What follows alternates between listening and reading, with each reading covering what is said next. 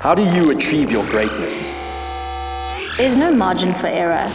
No room for mistakes. You need total control. Your success is determined by your grit.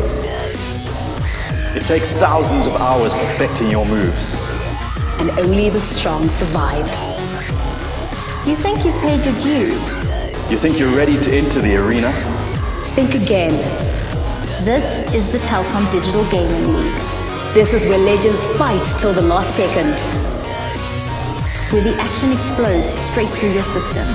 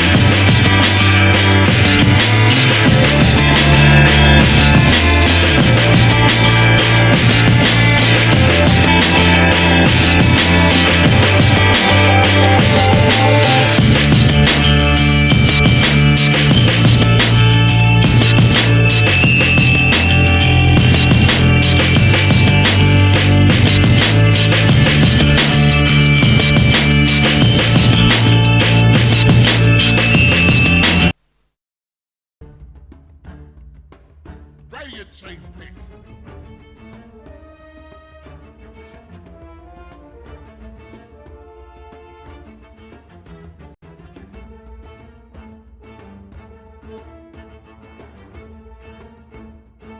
Ten seconds remaining. 5 seconds remaining. Reserve time. Dire team pick.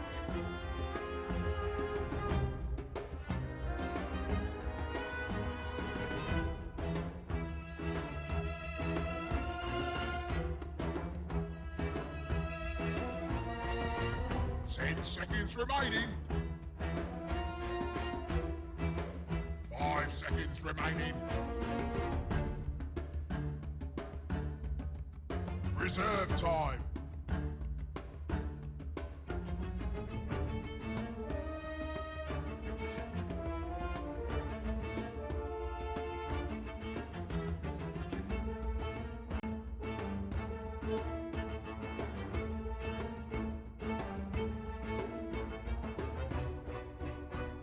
Lion. Dire team pick.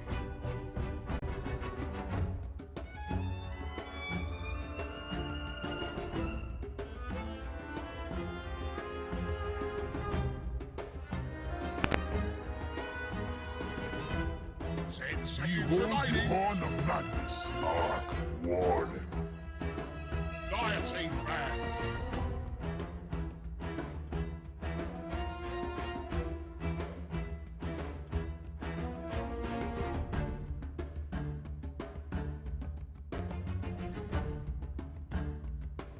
Ten seconds remaining. 5 seconds remaining. Radiant team ban. Dire team ban.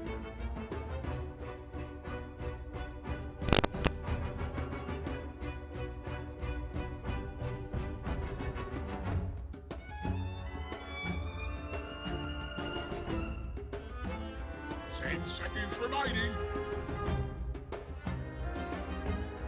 5 seconds remaining.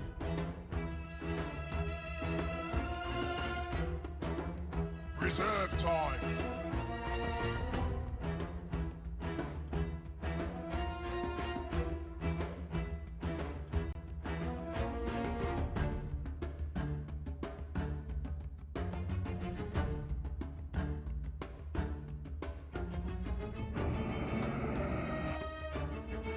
Radiant team ban.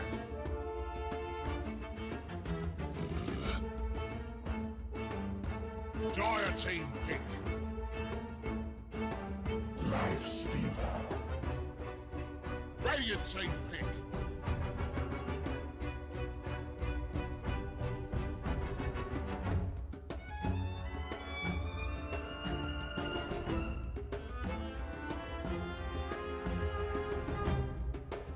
Ten seconds remaining. 5 seconds remaining.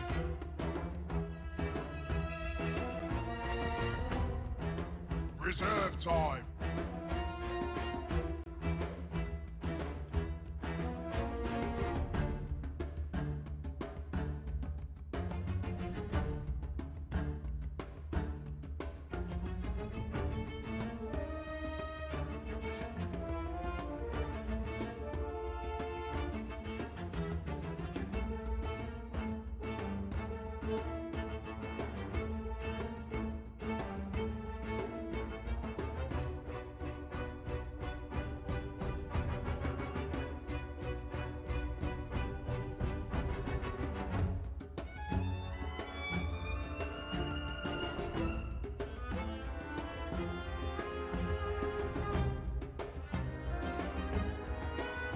Ventus spirit. Dire team pick.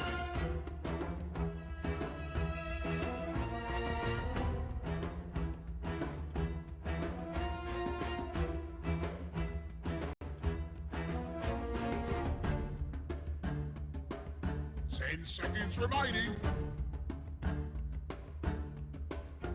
5 seconds remaining.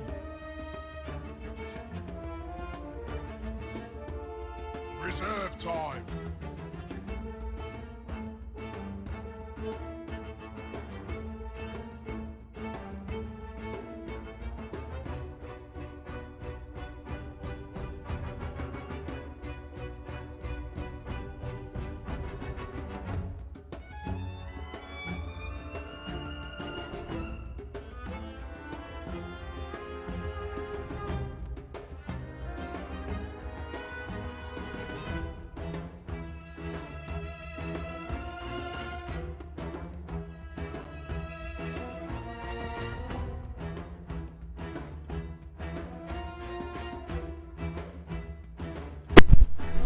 Keeper of the light. Radiant team pick.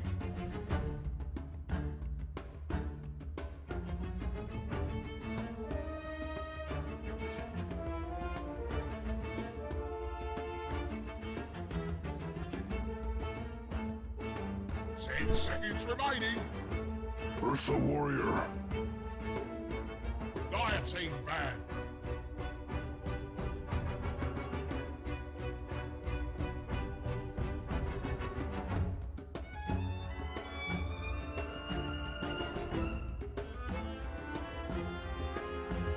Ten seconds remaining. 5 seconds remaining.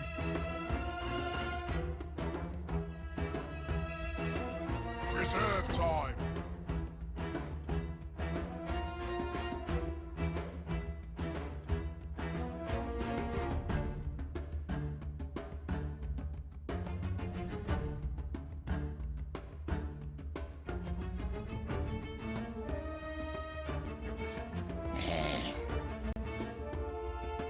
Radiant team ban. Radiant team pick.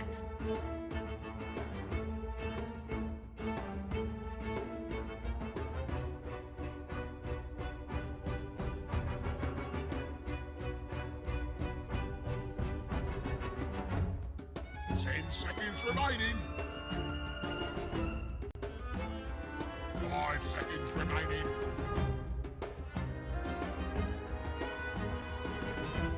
Reserve time.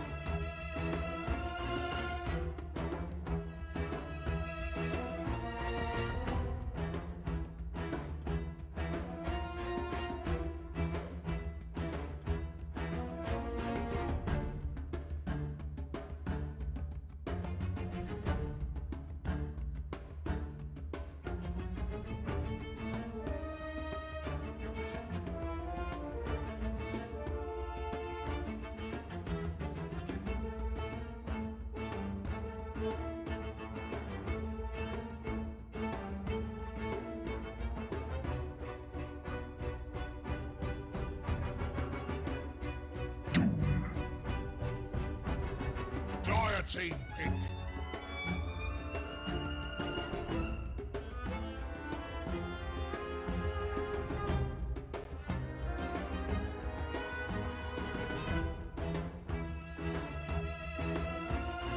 Ten seconds remaining. 5 seconds remaining. Reserve time.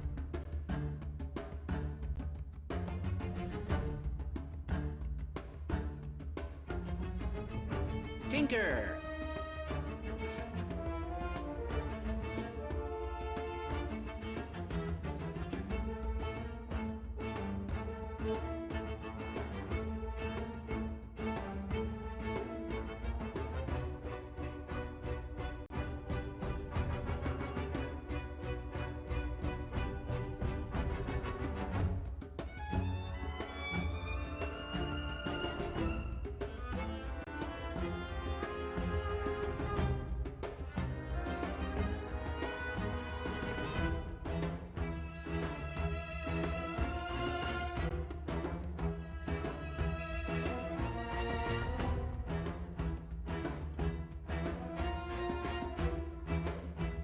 Seconds remaining. 5 seconds remaining.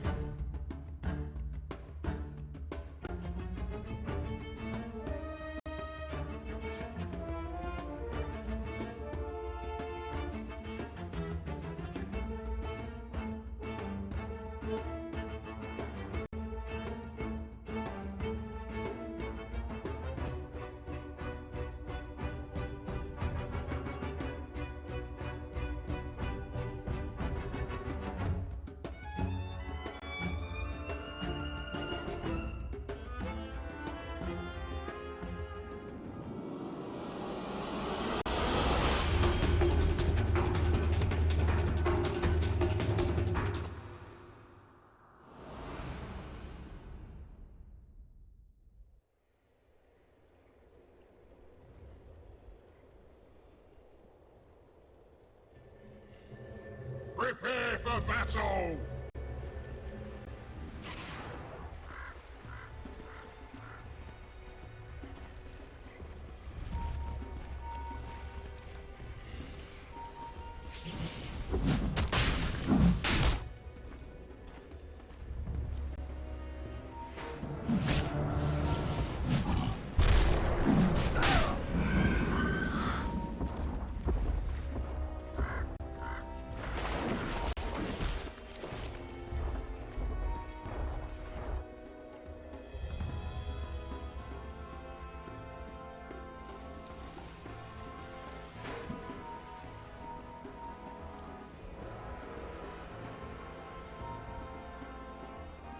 Seconds to battle!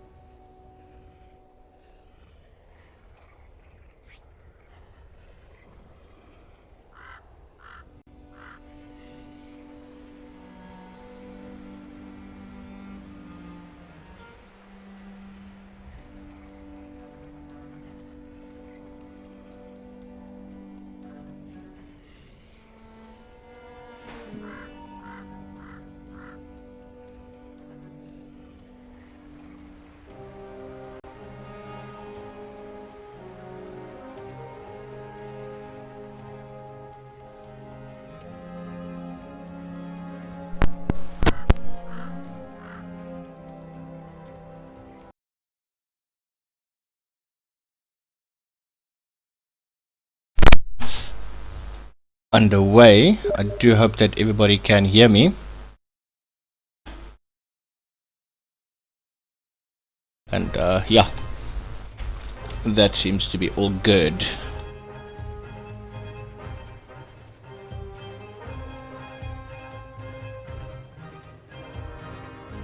So we are still waiting for the Tinker to come back. Maybe it's just restarting his Dota, or even just the Steam.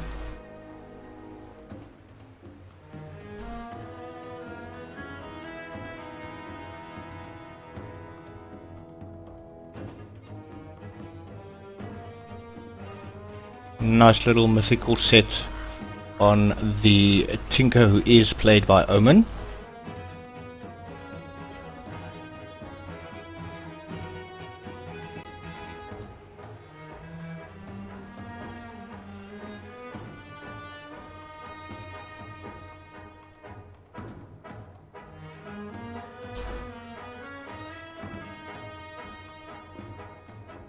So Cheese Grater has confirmed that Tinker is on his way, and I'm just enjoying a nice hot cup of coffee.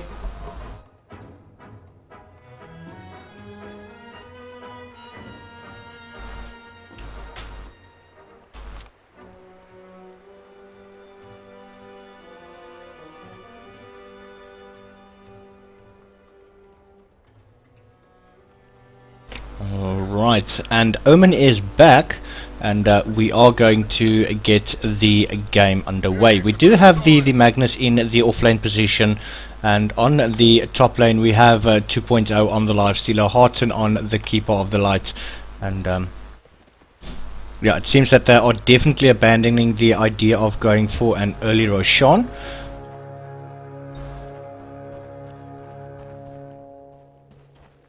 Let's get this fight started!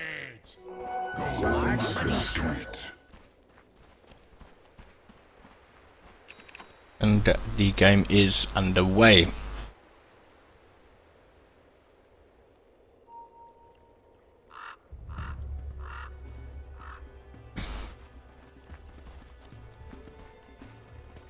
Right, so we have Malphonite, Ham and Griffin X who will be in the bot lane. They will be going up against the Magnus. And Magnus, he does have the skewer up, so he is going to be able to get away. Ham has not skilled anything yet, but I think they're going to want to go for an early first blood. Ooh, and we do have the glimpse that has been taken. Ooh, and he does get pulled back. Malphonite's going to be very happy with that one, but then the skewer comes out, and Toki Wartooth is going to be able to get away. And he's going to be happy that he hasn't gone down. But looking in the mid lane, you do see that Farkrip and Omen are definitely going at it. That laser coming out and just harassing Farkrip. He's not going to be able to do any attacks for a short duration. He is going to miss. We do have a small little stack here in the bottom side of the bush, and 2.0 is going to be more than happy getting that farm up. Nice little denies coming through, and ensuring that Juice Box is not going to be able to get that much farm. But now we do have Trees Greater and the Kotl coming into the lane. Kotl has popped the mana as he has gone with the Illuminate. I would have thought that possibly he would have gone for the Mana Leak first up. And it doesn't seem that they've actually spotted Juicebox out yet, and he's just going to hide in between the trees, but he might actually be found. And Harton is going to get him. The Juicebox quickly just eats a tree with the Tango. Beautiful stun coming out there from the Lion, and Juicebox tanking quite nicely. He does have that Poor Man shield up, so he's going to be able to tank a little bit more damage.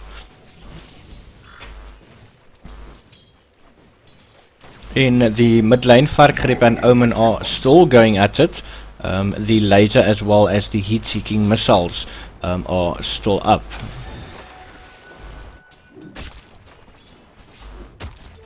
Double damage.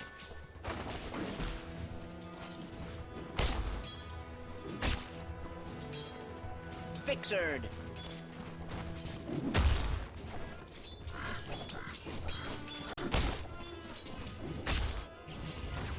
Ooh, we do have sneaky Griffin X sitting on the side. He does have the Magic Missile and the Wave of Terror available, which is going to reduce the mana. Juicebark has resorted to farming in the top little bush just to avoid that he is going to lose quite a bit of additional experience and or gold. But looking in the mid lane now, Farkrip might find himself in a bit of trouble. The double damage rune is on Omen at the moment. Wave of Terror coming through. Omen is going to want to get out of there right now. Griffin with a beautiful stun. Now Juicebox walking around the side. Ooh, just look at that sneaky little laser. Oh, and that's going to be first blood going to Juicebox. And not entirely sure what Tinker was thinking. Trying to, maybe get the kill. But at the end of the day, he unfortunately paid the price. Nice little Illuminate coming through Harton, just trying to steal the farm from the Doom.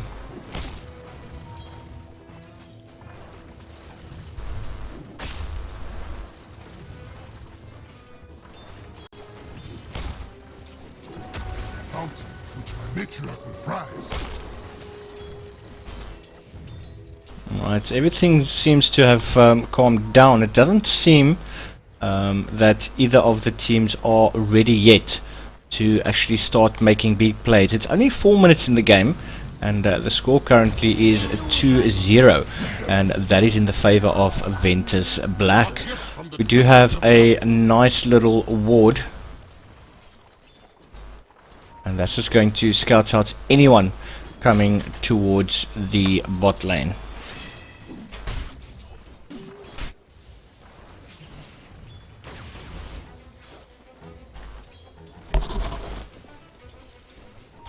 Alright, so currently it's pretty much even. We do have the Lifestealer as well as the Doombringer from each respective team on position 1 and 2 in terms of net worth.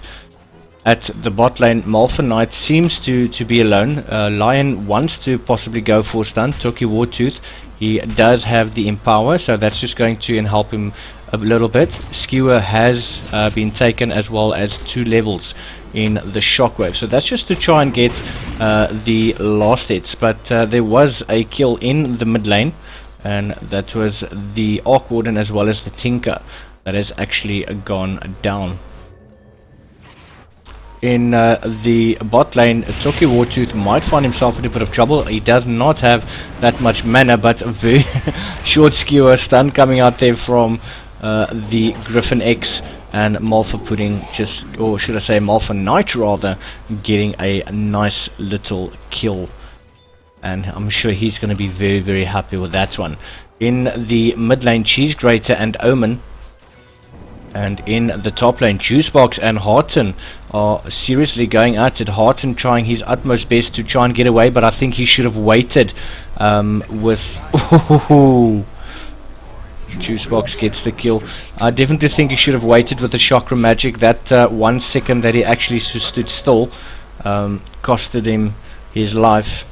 And he should have rather kept on going and getting that, maybe running into the fog. That could have helped him over there.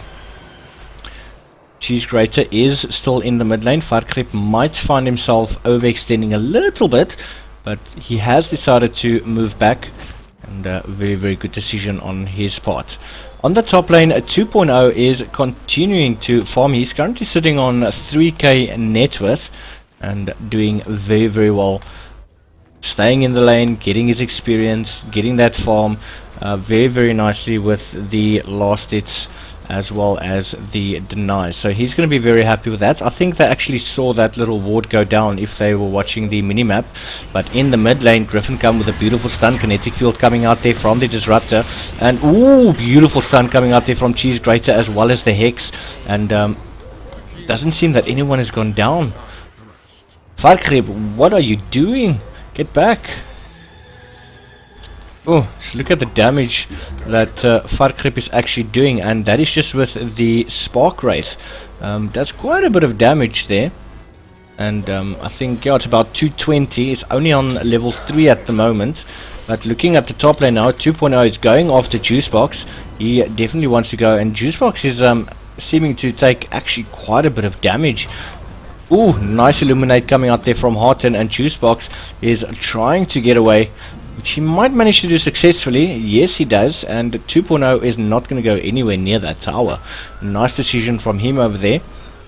Sure, he would have possibly been able to get away. He does have the Infest, but doesn't seem that there were many creeps around to actually jump into.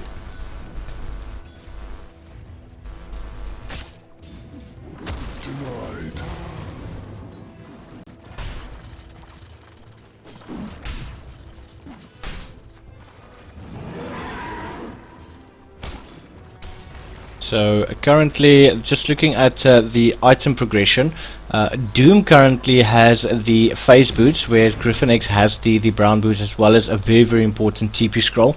Always important to keep that with you. Farkrip has got the infused raindrops that does negate about 100 magic.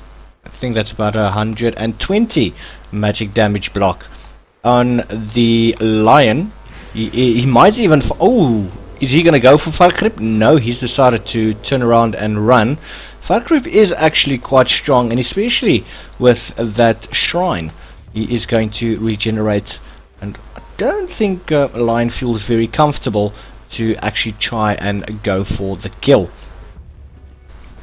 At the bot lane we do have the phase boots as well as the headdress, so it seems that Malfa Knight is going to go for that early Vlad just to help him in the mid lane. That illusion of the Arc Warden actually does quite a bit of damage, and they're going to want to get away from that Spark Wraith. Ooh, and Farkrip just keeps on popping them down. I think that harassment is doing very nicely for him. He's going to be able to get those last hits quite easily. Looking at the top lane, Griffin X is going to try. Ooh! There was no stun available from the Lion. And Venge is going to be able to walk out of that one. Or should I rather say the Doom is going to be able to walk out of that one. Ooh, those Spark Wraiths. They really do hurt. Just look at them being stacked in the mid lane. I mean, if he doesn't get to Omen, at least he gets to take some creeps. But he does pop the magnetic field. And just look at those Spark Wraiths. Oh my word. That's definitely dealing so much damage. And Omen's gonna definitely, he needs to be careful. If he gets caught with a couple of those ones, he could find himself in a bit of problems. But as you can see, what Farkrip is doing, ooh, and we have Ham that has come in, laser coming out there from Omen, and Omen is gonna go down to Ham. But as you can see, what Arc Warden is doing is just popping these Spark Wraiths. So anywhere that the Tinker does decide to go, if he runs into 3 of these, that's a lot of damage coming through, and he might even go down to them. Ooh, Juicebox once again just walking into the tree line, trying to avoid as much damage as he can. And I personally think that 2.0 could have actually gotten the kill. No, a Talkie Wartooth. Ooh, oh my word. And just look at Ursa go.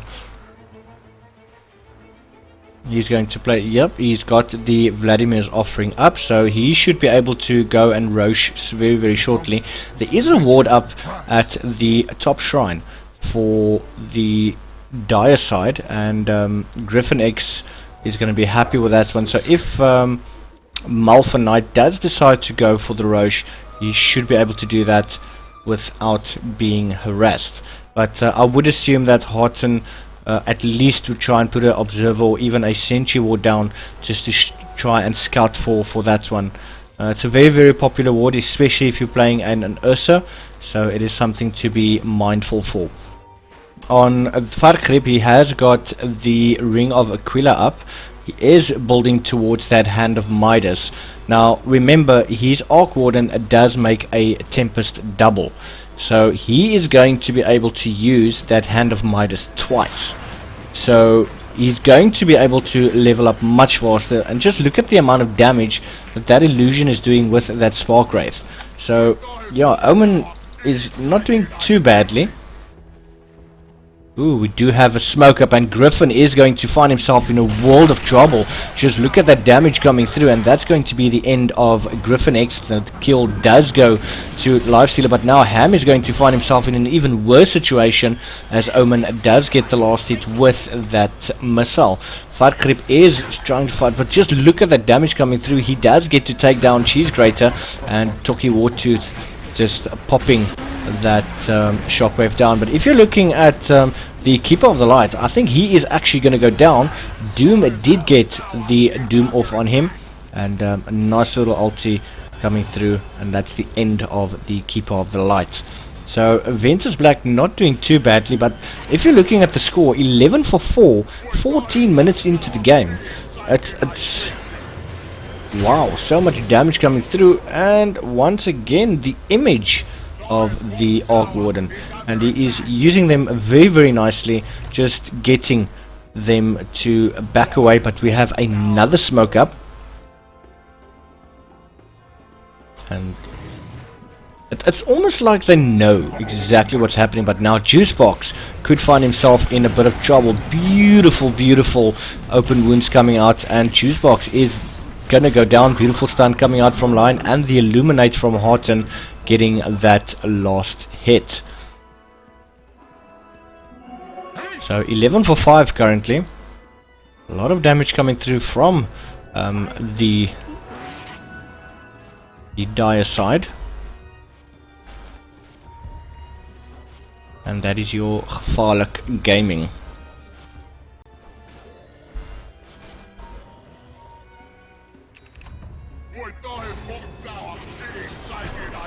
Oh, those Wraiths are doing so much damage to Omen.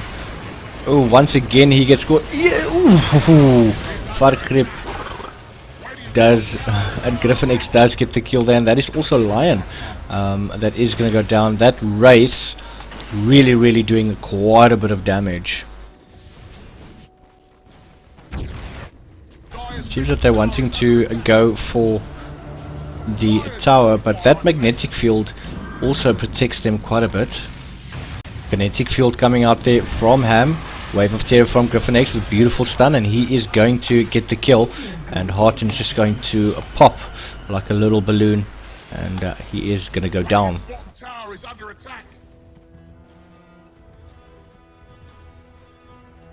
Talkie Wartooth, on the other hand, has got 1.8k gold in the bag, working his way very nicely towards that Blink Dagger. It's about 16 minutes in the game, so he should have that by about 20 minutes, and we're hoping that he'll be able to do that. Once again, 2.8 going onto Juicebox, and these two have been going at it the entire game. Cheese Grater does come in to assist, but I don't think that they want to go up the high ground. They don't really have any vision there, and very wise decision just to back off. We do have an Observer Ward in the mid lane though, and that is going to scout Griffin X. Ham does move forward to try and assist, and I think Griffin X would also allow him. Ooh, he's not going to allow him to get any gold. We'd see how that one pans out for the team of Ventus Black.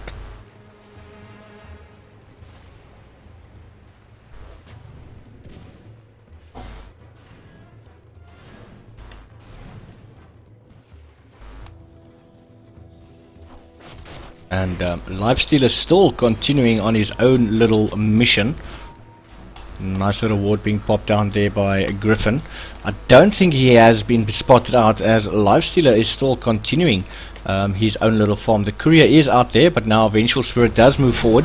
Beautiful jump in coming there from Malphonite. Harton taking quite a bit of damage. Beautiful swap coming in there from Griffin, and Malphonite is going to get the kill. Glimpse going there on Cheese Grater as well as the kinetic field, but a beautiful RP coming through there from Toki, and unfortunately he's going to go down. That ult from the Disruptor is so powerful, and Tinker has actually been doomed up. He does get to take the Disruptor down, and that is a so much damage coming through. 2.0 can't really go anywhere, and he is going to go down. Those armlet toggles, oh, he almost actually survived. But Harton coming into the fray once again. He's got 3 levels in the Illuminate.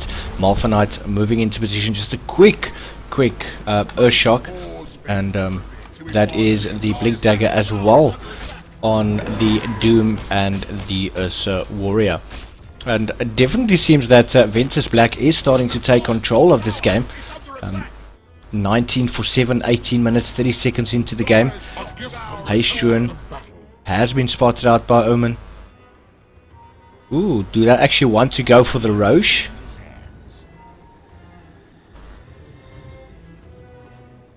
Ooh, Toki, you better be careful.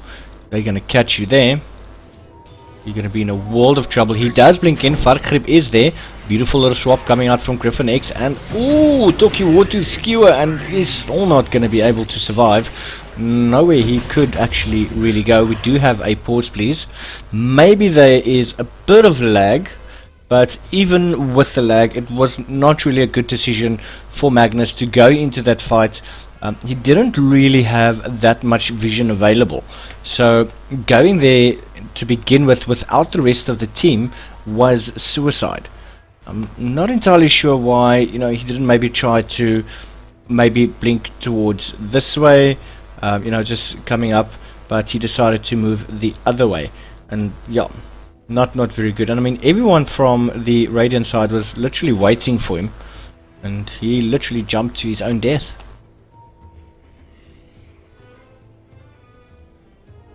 So it seems that 2.0 current net worth is 8.5k going to the Ursa, 7.6k to the Lifestealer, and third position is Varkrip on the Arc Warden with 7.5.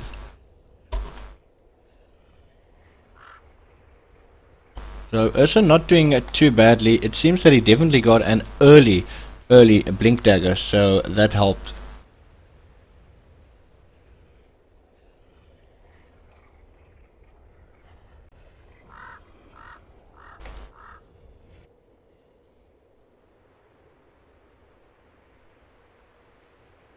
A lot of people has actually been complaining of the servers, etc., and especially when, you know, I was at the GAC LAN in Cape Town this weekend. There was a lot of people complaining in regards to the game servers and so on, and I can definitely confirm it was not any sort of lag from the GAC. Their internet speed was phenomenal. I was able to actually download two games that I wanted to play for so long, and eventually I got it. And the download speeds weren't that bad, but I think it was on Sunday evening. There was a post up on Facebook stating that the SA servers were actually routed to the EU servers, or the European servers, and that was the reason for most of the lag that the guys were experiencing, especially when they were searching on SA servers. So it definitely wasn't any fault on the part of GAC, just to put that clear, and the real reason why there was a lot of lag. And I think most, if not all, of the SA gamers could feel it when they were playing the weekend. You know, those that were at LANs complaining, and now you know. But getting back into the action, Malphite Knights as well as Varkrip Griffin X just popping that little wave of terror, and Malphite Knights is going to pick up the Ages of Immortal. So is he going to be able to use it? Is he going to jump and suicide into a fight? It seems that Ventus Black is ready to actually go and maybe even pick up a Rax. Illuminate coming out there from Hearten, Griffin X moving in from the side. I don't think, he's only got level 1 swap, kinetic field coming out. Yeah, it's going to be another 5 seconds before that becomes available, and they would definitely want to try and get into the fight. Very cheeky little sentry ward going down, Varkrip being caught. Once again the illusions. Cheeky little fights happening at the moment. 2.0 taking quite a lot of damage, but that is the Ursa going down using that Ages of Immortal. But just look at the March of the Machines doing so much damage, and that is Lion going down, and the Cottle also went down in the engagement. It definitely seems that Omen is TPing around the map. He's using those March of the Machines, trying to get the creeps to push out the lanes, to put some pressure on Ventus Black. But I mean, Tinker can only push so much. Understandable that, you know, yes, you're going to walk into the March of Machines and you are going to take quite a bit of damage, but at the end of the day, how much will Tinker be able to save his team on Gevaaalik Gaming? He's going to have to do a lot of split pushing, which does put a hamper on things, as it is 4 versus 5 most of the time, and Tinker obviously will be focusing on getting that farm up. So he's going to have to push very quickly. As you can see, the Doom as well as the Vengeful Spirit are in top and bot lane, trying to get control of their lanes, pushing the creeps out further, and thus ensuring that Tinker stays on his own half of the map. Ooh, quick jump in there, as well as Lifestealer coming out. Griffin X is in a lot of trouble. Laser from Omen, and that is going to be Omen that is going to get the last hit. Doom, on the other hand, on Juice Box, he is continuously pushing that lane. He doesn't really want to get that much involved.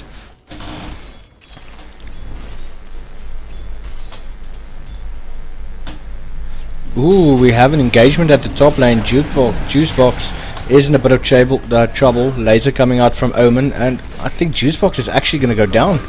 And that is 2.0 on the lifestealer that is going to get the last hit. They did very well to catch him off guard. And now it seems that Ventus Black, they are happy with that, because they've already forced the side of Gevaaalik to TP towards the top lane, so they're not going to be able to TP for quite a while. But they need to remember that there is a Kotl. Oh, he's not going to be able to TP either. Oh.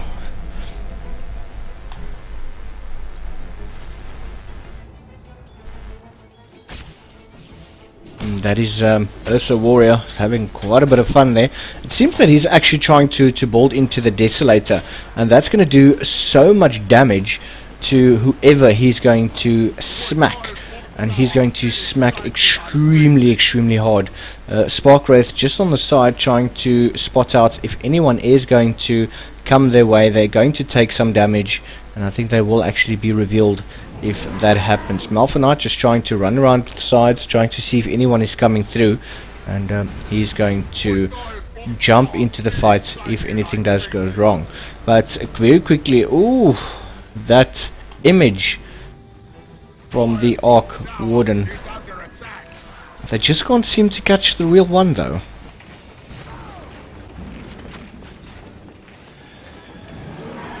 Ooh, and it seems that Malphonite is actually ready. He wants to get into the fight. Beautiful kinetic field coming out. Malphonite taking so many hits, but the very quick jump in there from the lifestealer. Now Magnus is in a lot of trouble. He's going to go down. Stun coming out there from Cheese Grater, and just look at the amount of damage coming there from Malphonite. Another beautiful kill. Very nicely done there.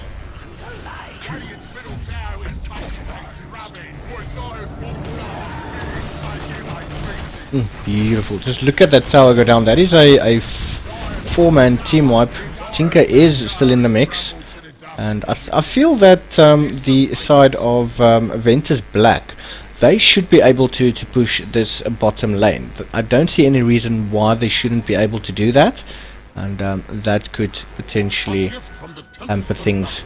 But the comeback mechanic in Dota is always real. I mean, this Tinker could still put a spanner in the works. He just needs to, you know, keep on pushing. And what I like about what Ventus is doing, they're only sending one hero towards the top lane. It's not that they're sending each and every single hero to abandon the current lane that they're in. So they've always got some sort of control in their lane. They know where the creeps are at all times, and they are using that to their advantage. I mean, Griffin X himself is not that weak. He's got the Medallion of Courage, which already is going to, I think that does about 7 armor reduction. He's got the Force Staff. He's got the Wave of Terror. He's got the stun. So there's a lot of armor reduction coming through. On the Wave of Terror already, that is 6 armor reduction with the, so that's 13 armor reduction with the Wave of Terror as well as the Medallion of Courage.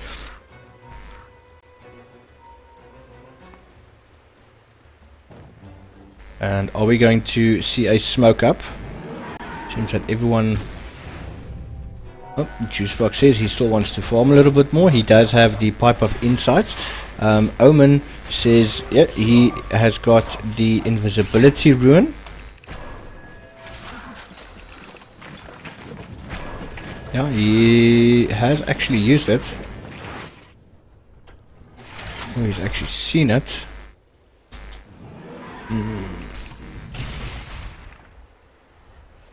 Ooh, smoke up. They're not going to be spotted out though.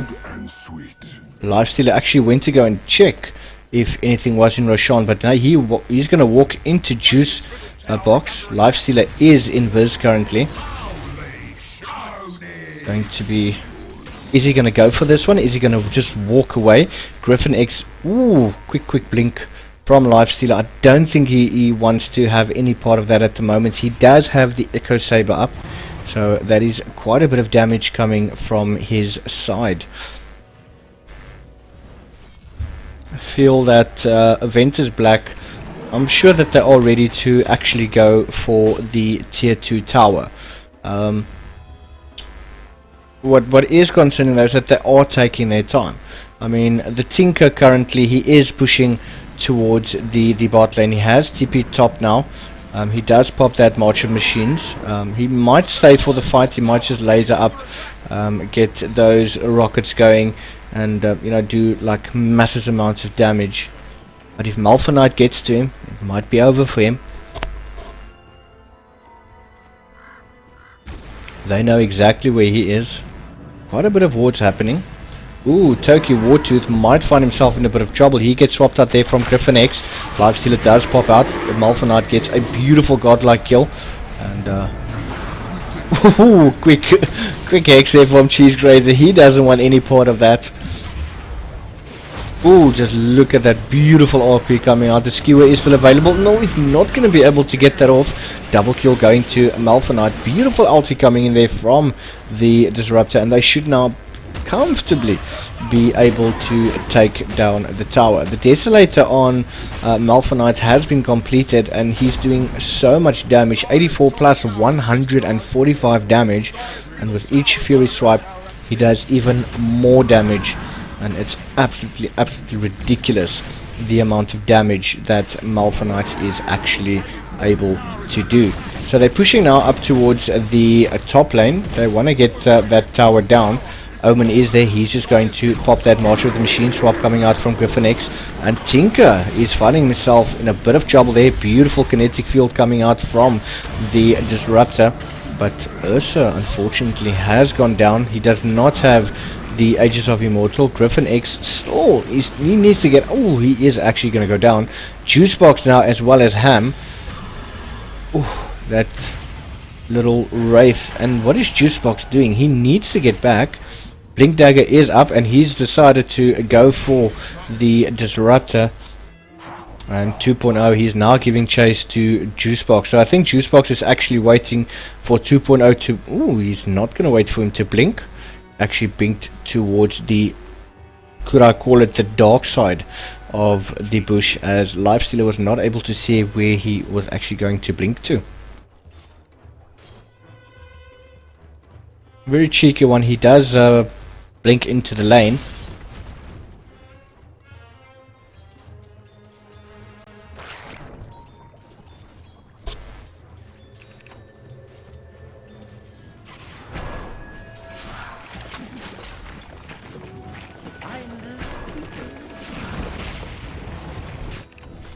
And Juicebox still got that Pipe of Insight as well as the Drum of Endurance. He needs to get some charges on it though. He's got 17 charges on the Magic Wand. He could get rid of it. Doesn't really need it, but I see he is building into the Assault Cuirass. And that's just going to help him do so much more damage. Farkrip just sending his illusion in. And that tower literally not doing that much damage. None at all actually. He's just trying to keep the creeps back, and he's doing that very well. Just some dewarding happening there. Bottle does run into position. He has got the Agnum Scepter, so he's going to be able to pop down that Illuminate and still be able to attack and also heal.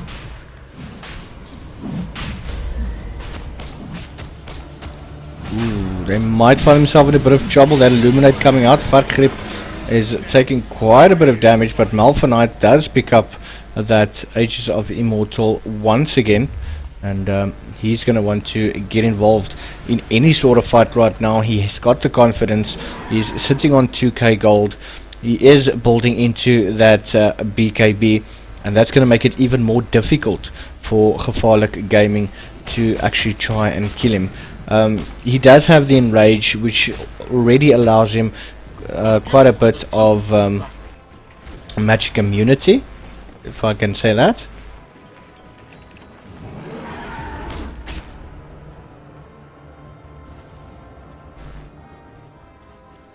Now he takes about 80% less damage with the enrage.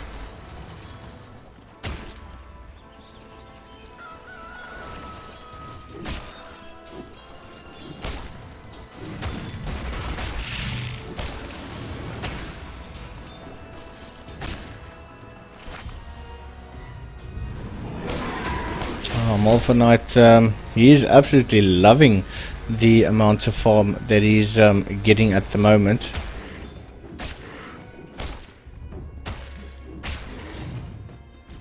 He does a bit, and he's got the basher up as well, so he's gonna do quite a bit of damage when he actually jumps into the fight. Juicebox moving towards the top lane position, but Tinker has actually gone down. And that is Varkgrip that actually got the kill there. Dire's middle tower is under attack. Malphonite. He's ready, he wants to go. He's gonna catch Hearten. Do quite a bit of damage. That blinding light is available. Quick jump onto Tokyo Waters. Just look at that amount of damage coming through. We have Juicebox in the fray. He is being attacked. And Malphonite, he can actually go. Oh, beautiful swap coming out there with the glimpse, and that is going to be the end of Keeper of the Light. Once again, a 4-man team wipe. This pretty much is GG, and I think that will be called very, very shortly. I don't see the side of Gevaaalik coming back from this one. Another beautiful jump in from Malphonite, and he is obliterating the Lifestealer. Not much they can do. And I think game number 1 definitely going towards Ventus Black, and I'm sure they would be happy with that one. Going up for a 1-0 victory thus far into game number 2. And I think from the on out, ooh, Laser and the Aegis of Immortal just being popped. And Malphonite, once again, if he wants to, he can go back into the fight. He does have almost 2k HP, which for him is quite a bit. He's got the lifesteal, so he's able to tank quite a bit, and the Lion with the Hex should be able to get him down, but then you need like the entire team to actually attack the Ursa Warrior, and that unfortunately is not happening at the moment. Gold and sweat. Oh, the Ursa farming up very, very nicely.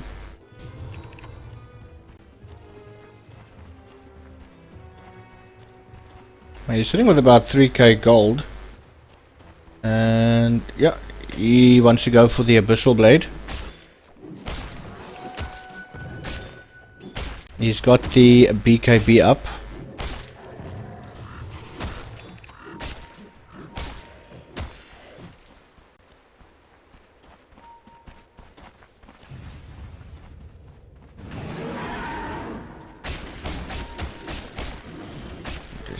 Nicely farming away, and we do have movement in the bot lane. Toki jumping onto Griffin X. He does RP, and that also catches Doom. Beautiful stun coming out from the Lion, and that's going to be Griffin and Juicebox that is going to go down.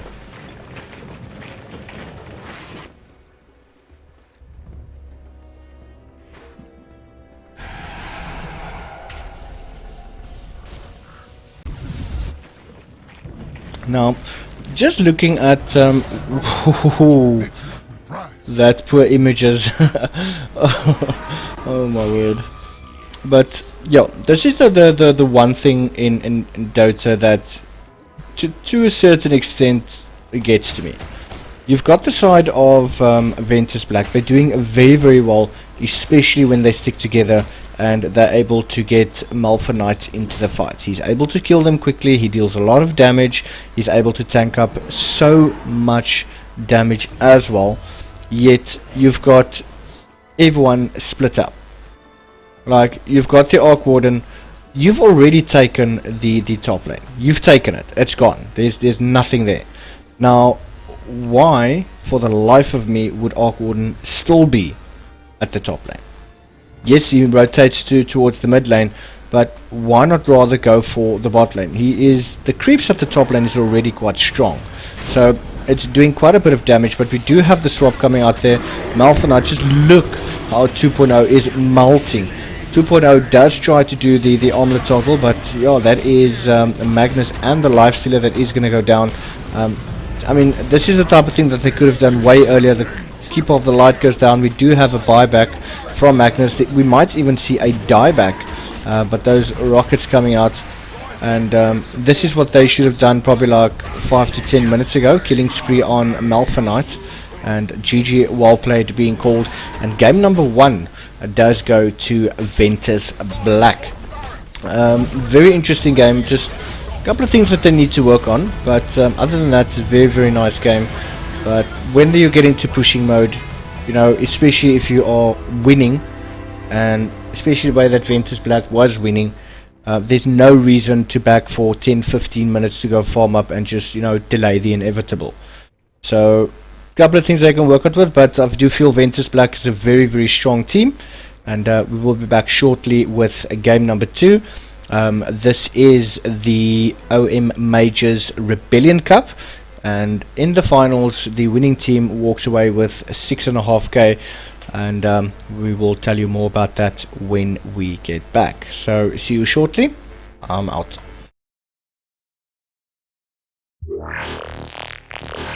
How do you achieve your greatness?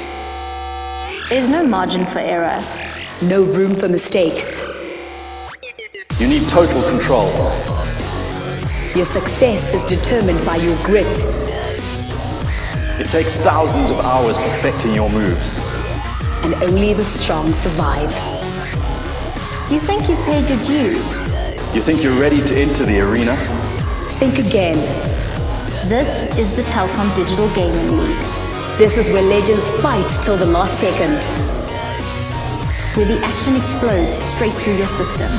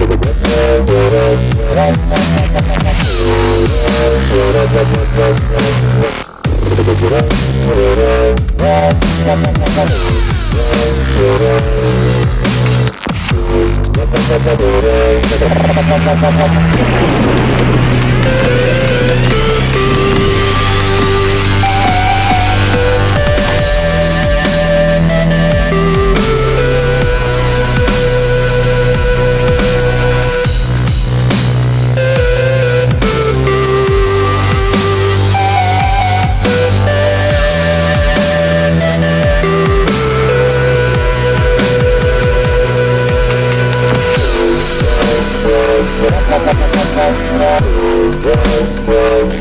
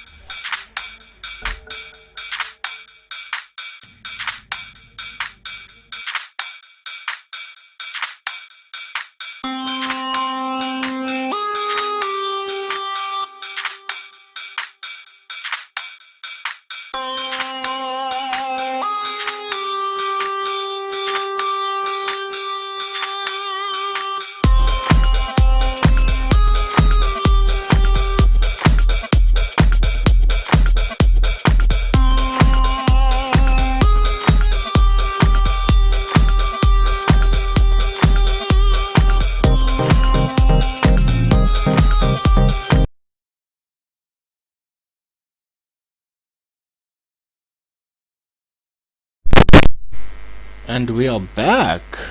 Ooh. We are back, ladies and gentlemen. Seems that I'm having a bit of sound issues, but that is not going to hamper me. This is your boy Larchway, sponsored by Chaotech, and this is the Rebellion Cup OM Majors. This is Gevaaalik Gaming versus Ventus Black, and joining me tonight in game number 2 is Fruit Loops as well as Levi. How are you guys doing tonight? 5 seconds remaining. Let's see if I do my setting. There we go. Can you guys hear me? I can hear you, buddy. Oh, there we go, there we go. Haven't seen you in a while. Yeah, it's been a bit of a crazy weekend. Fruit Loops and myself being at the GAC LAN in Cape Town. It was very enjoyable. Had some awesome casting, and I do hope that you guys enjoyed tonight as well. Levi, how are you doing? 10 seconds remaining. Doesn't seem that Levi wants to speak to me. Fine, be like that. Right, so just looking at the current bans thus far is the Centaur Warrunner as well as the Axe. On Gevaaalik they have decided to take out the Sniper and a respect ban on the Arc Warden. Did very well in the previous game. The first pickups is Slardar and Lich, and Gevaaalik have decided to go with the tanky support, which is Ogre Magi. Yeah, Fruit Loops. Yes. Awesome, I can hear you. Right, so 10 seconds remaining. you did spectate game number 1. What were your thoughts of the game? 5 seconds remaining. Well, I fell in halfway through the game, and my respect, I take my hat off to whoever played Arc Warden. That was one hell of a play. I understand why they banned. Yes. Yeah, the Arc Warden was played by Varkgrip. Did very well in the mid lane. So the Faceless Void actually being picked up by Gevaaalik Gaming, and that now opens the door to maybe a Witch Doctor. It also opens up the door to maybe a Skywrath Mage. There's so many heroes that you can actually couple with the Faceless Void that does a lot of damage. But now the Obsidian Destroyer actually being taken out, and that is by Ventus Black, who have picked up the Slardar and the Lich. We're still waiting for the third ban from the side of Gevaaalik Gaming, and wondering who they're actually going to pick up for this one. Reserve time. Ooh, the Phantom Assassin, probably one of the most potent heroes. Does a lot of damage, especially after picking up a Desolator, which everyone is now playing in the new meta, and definitely does a lot of damage. Any particular heroes that you would maybe like to see in this game, Fruit Loops? Buddy, you know me. A Faceless Void and a Witch Doctor combination tickles my fancy. That's something I would love to see in this game, especially with the Ogre being a tanky support. They might need a support in Gevaaalik that can maybe contribute some mana or health.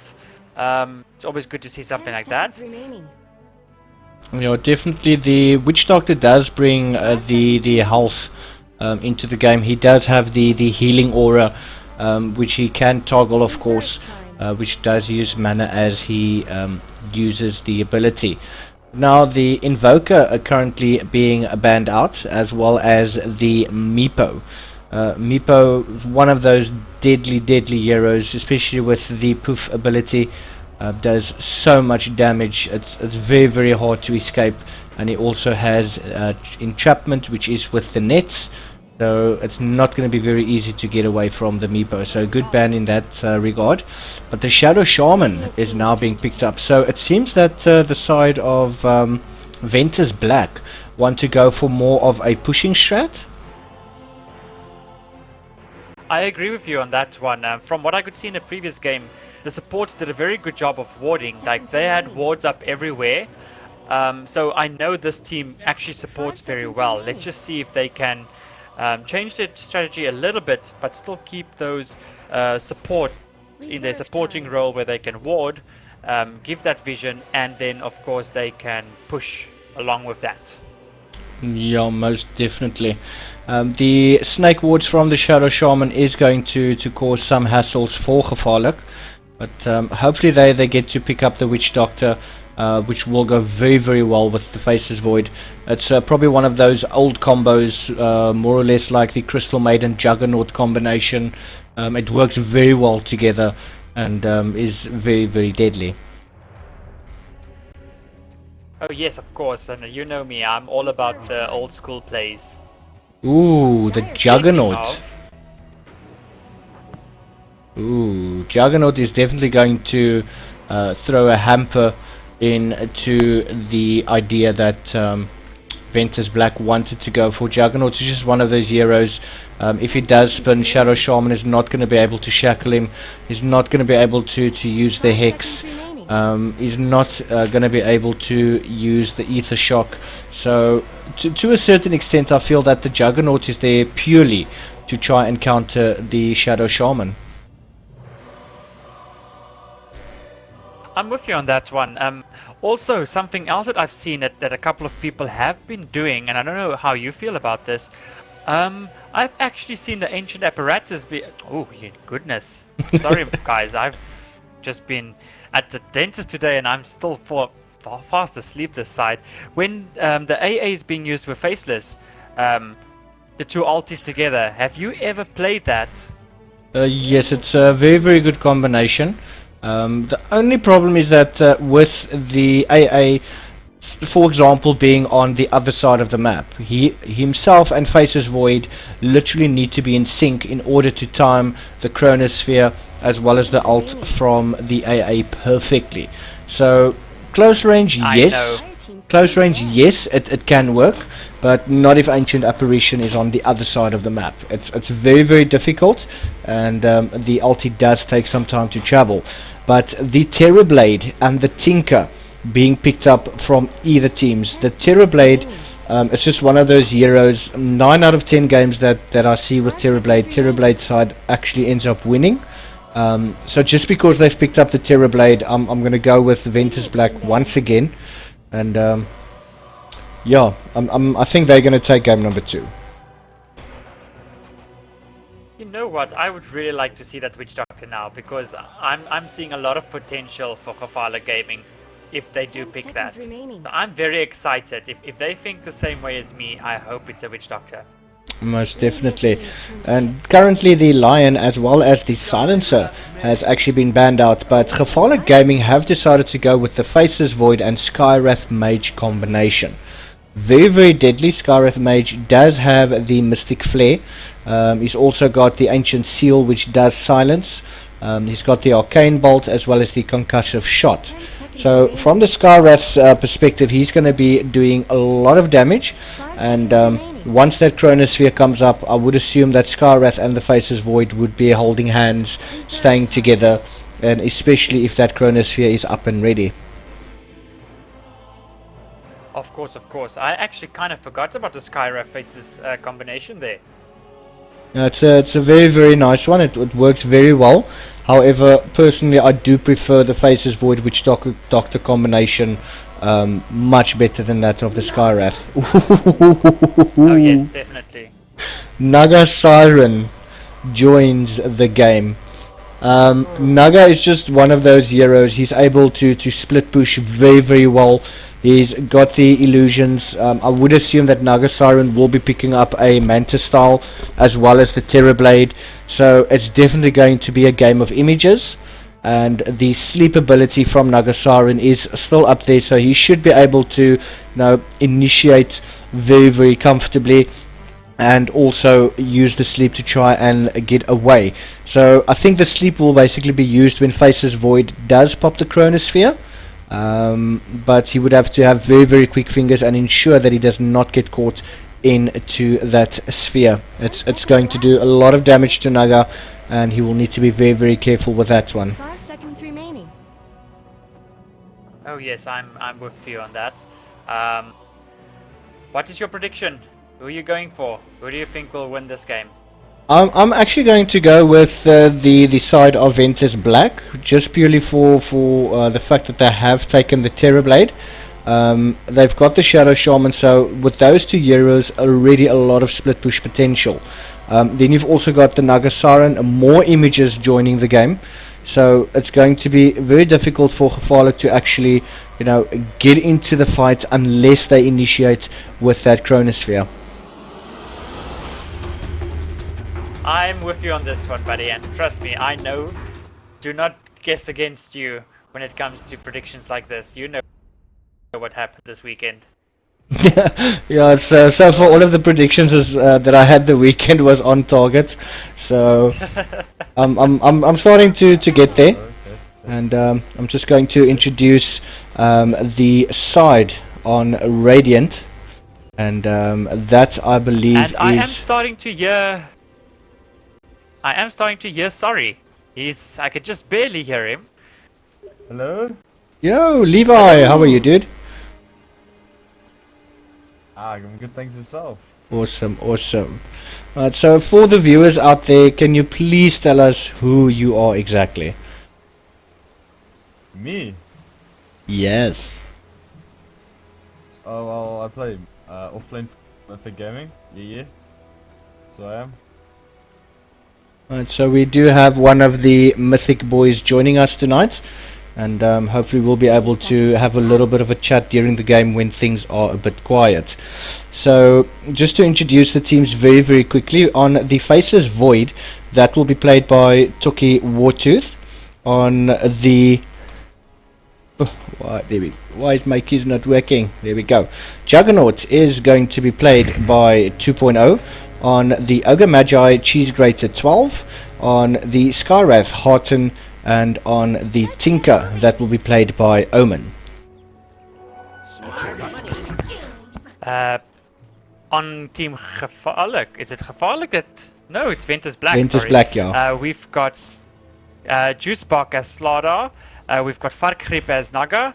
Malfa, almost at Pudding again. Knight as Terrorblade. Ham will be Lich. And then, of course, Griffin, we've got Shadow Shaman. The Ham and Griffin, I'm hoping to see them start pushing out very early and doing their assisting like they did in the previous game. Yeah, they did very well in that regard. While we're quiet though, it is Levi, right? Yes, it is. Awesome stuff.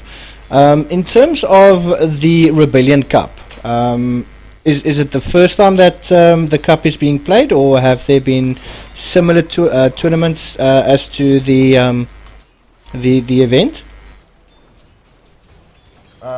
This is the first time the cup's been played, I believe. This is the first time we've been partaking in it, so... Right, and how is Mythic Gaming doing in the tournament? I think we're semi-finalists, if I'm not mistaken. Right, awesome. So you would possibly go up against any of these two teams? Yeah, well... Ooh, we have an engagement in the bot lane, and that is Juicebox in a bit of trouble there. He is going to go down, and 2.0 on the Juggernaut is going to get the first blood there. And unfortunately, Slardar just running into the trees, and he was blocked off, couldn't really go anywhere. So just to get back to Levi, other than the prize pool of 6.5k for the winning team, I heard a little birdie whisper that there was some sort of international entry. Well, I don't know about this yet, because no information's been given yet, but like... Alright, I'll definitely get some more information from Gevaaalik, who is the organizer of the OM Major events as far as I'm aware. But we will definitely have more information when we cast the semis and the finals.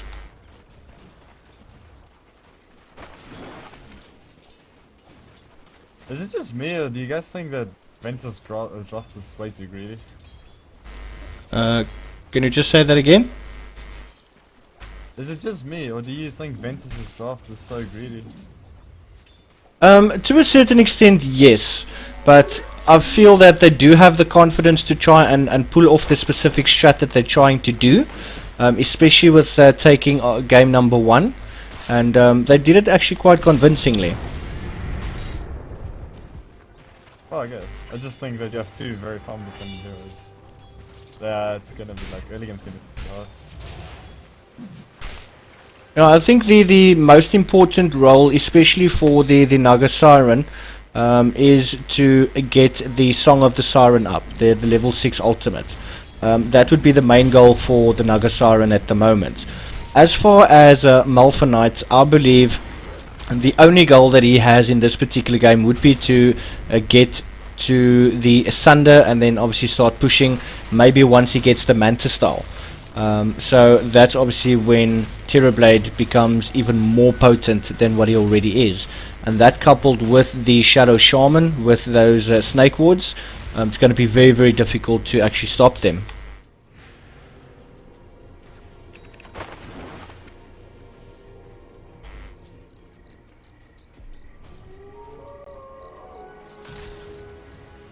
And now the sudden silence. Denied. You know me, I'm getting my stats ready for when you throw me a question. Awesome stuff, lovely Or stuff. throw questions at me, rather. Well, that's gonna happen, for sure.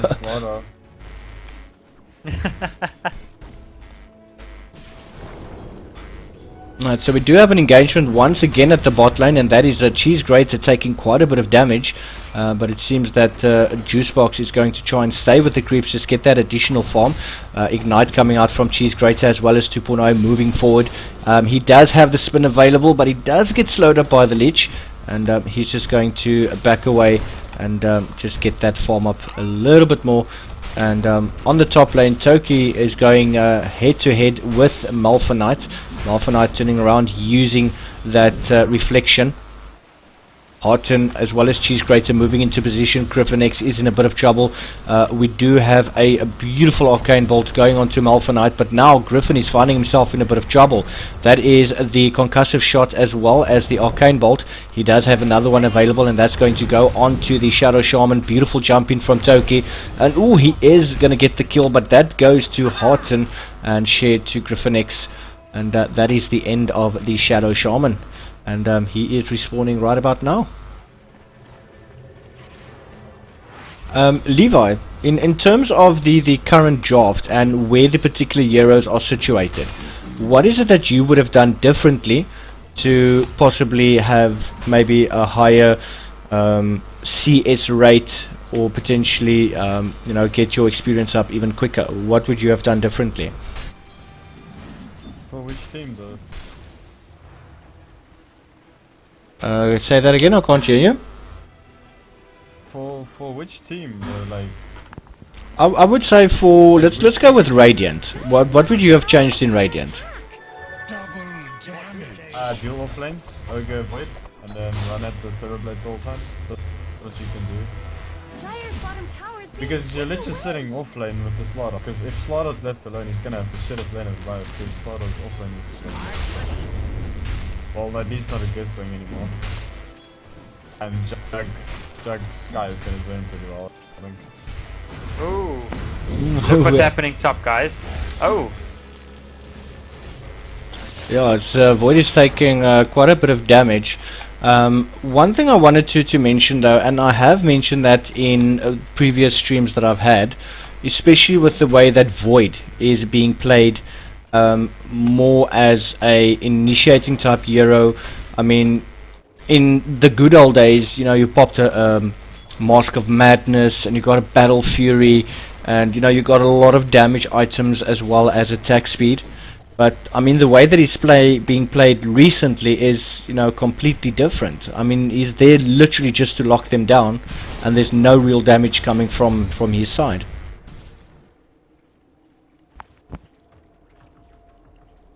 What would you buy in Void though in this game? Can you say that again? What would you buy on Faceless Void this game to help your team? Look, the Faceless Void has got the Chronosphere, alright? So as the old school Void, you obviously get your Battle Fury up. You can go for an Echo Saber. I mean, once that Chronosphere goes up, there's so much damage that comes through, and obviously when you throw your Chronosphere, you're supposed to not catch your teammates in it. So you've now got the Skywrath Mage, you've got the Tinker, you've got the Juggernaut, and I mean, they can actually finish off heroes that are much stronger, easier than yourself, especially after the Chronosphere has ended. Well, would you go with the right-click build and Void this game? Yeah, I would personally say I would go for right click, and the reason for that is that Terrorblade, in the later stages of the game, you're able to get rid of the images much quicker, especially with the Battle Fury.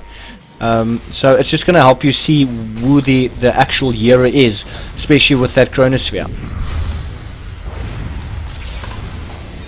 But don't you think that sync agonyms is a really good way of steering Terrorblade illusions even on game? Yes, look, once you have the Battle Fury up, I mean, you can farm so much better.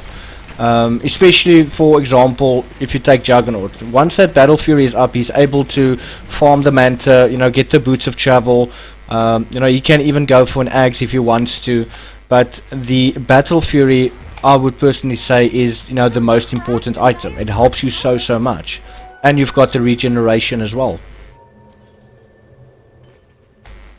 Okay, so so you want to Battle Fury, but what do you think about a Maelstrom on a Void? Do you think it's like a nice item? Maelstrom to a certain extent. To a certain extent, yes, I do like it. Especially the lightning procs, coupled with if you're gonna go for Battle Fury, it's just gonna help you farm up even more.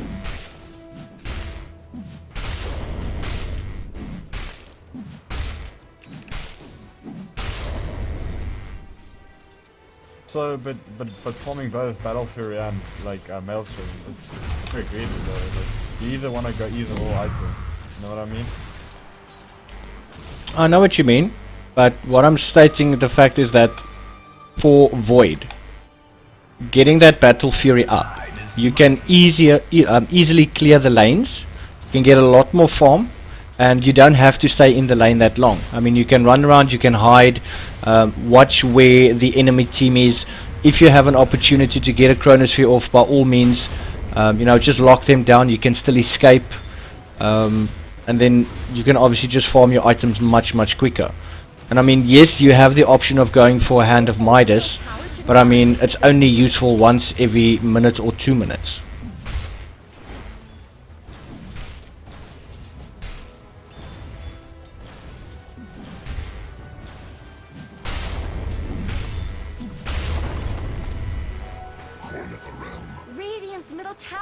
And we've gone back to the silence. It seems like Omen might be in a little bit of trouble there, but he just 2 hits on him is dead. Ooh, Griffin X. Fortune went down. Very cheeky little ether shock there, and that is on level 3 currently, so that is about 260 damage coming through. I really thought Omen was going to go down there. No, he was just juking around the trees, staying into the fog. But keep in mind what I said in the beginning of this game. I told you that Ventus Black is going to have good warding. They had it in the previous game, and just look at that minimap. You can just see there's wards everywhere.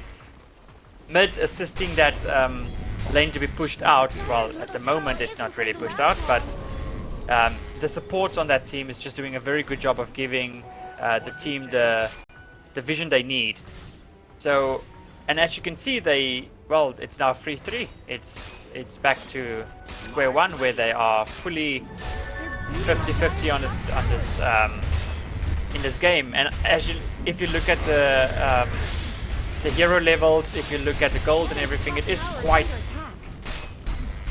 even at the moment. It's 12 minutes in the game, and the current score is 3-all. So not a lot of kills going either side, but looking in the mid lane, Griffin X wants to get the lanes pushed out quickly. Just a quick rockets coming from Omen, but he actually manages to deny the tower, and I don't think that Shadow Shaman is going to be happy with that one. Definitely not. Can you hear me better now? Hello? Yeah, I can hear you. I can hear you great, buddy. Right.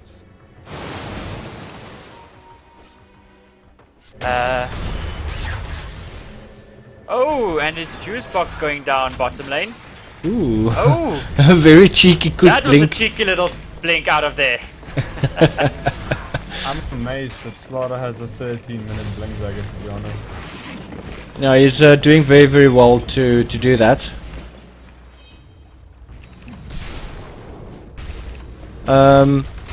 Just by the way, guys, if I am struggling to keep up with my stats, for some reason I cannot move the mouse. I am stuck on Light Ray's mouse. On his view of his screen, I can't move it. Sad times, sad times. It's got 35 It's minutes. not sound issues, it's video issues. But we will get that sorted out. You guys think your boy's getting knighted, right? Um, I mean, if you look at his items... yeah, it does look like he's going to want to go for it. Ooh, we have engagement there, and Leech does get stunned up quite nicely, and they're giving chase. Beautiful jump in from Tokyo Wartooth, as well as the ult from the Leech, but not going to go anywhere. He is going to go down. Juicebox in a world of trouble there, but a very, very quick stomp, and the time lock from the Void is ooh, quick blink once again, and manages to get away there, and that's going to be the Shadow Shaman and the Juggernaut that's actually gone down in that engagement, and that is a tier 1 tower going down, and Omen's going to be happy with that one. But meanwhile, Naga took mid tier 1. Yeah, Naga's just going to Not top and mid. yeah, Nagasaran is going to go for the Radiance. It's got 3,400 gold in the bank, so that is 400 gold from the Sacred Relic, and then she's going to need another 1,300 just to get the Radiance activated.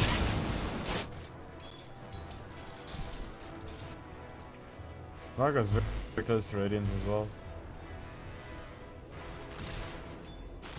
Who else is going for the Radiance? Nah, I said Naga is very close to Radiance. Like, it's gonna be such a quick Radiance. Yeah, and guys, I'm pretty sure now that Void is going for his Maelstrom. Okay. okay. That's almost like a disappointed okay. Oh, it is. I know, it kinda, sounded but like a donkey. like, what would you think of skipping boots on Void? Like getting trades? No. Did you think because trades buffed, now like you should go on Void for like very first item with your PMS and then farm your next item? Yeah, look, I wouldn't. why wouldn't you do that? Because I don't play carries. So I would never be playing Void. yeah, but Void's off lane. Like, the thing is, he's not gonna be farming, so like him going Maelstrom is I don't think understandable, but I think it's very greedy because you need some sort of like sustain. You need stats on Void as well, and trades gives a lot of that. Yeah, the trade's definitely definitely, very, but- very important. Oh, but we have an engagement that's going out. Malphonite does get caught out. He does. Oh, Chronosphere coming out, and just look at the ult from that the. combination! Oh, That combination! Terrorblade is gonna go down.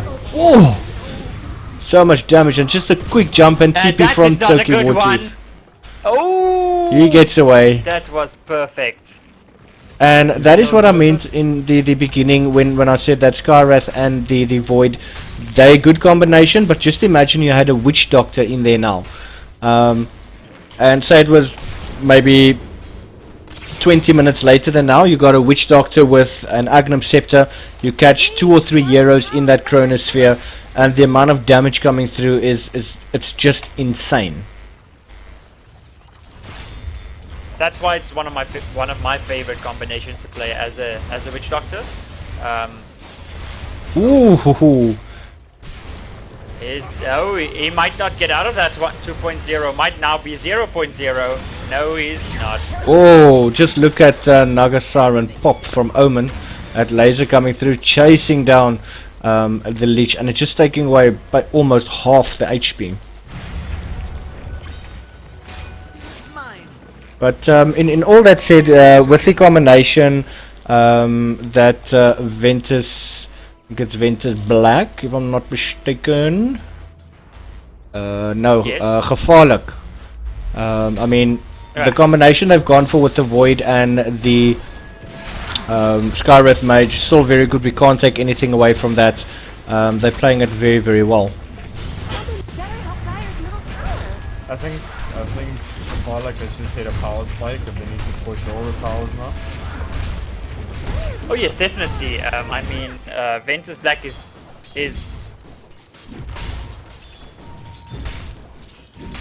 ahead in towers, and they need to take those towers down. Just, you know, they're already ahead in kills, so they're gonna just as well push those towers. Wow, that made so much sense, guys. Yeah. But the thing is, you've got 2 cores, right, that farms efficiently and fast, but they're very greedy.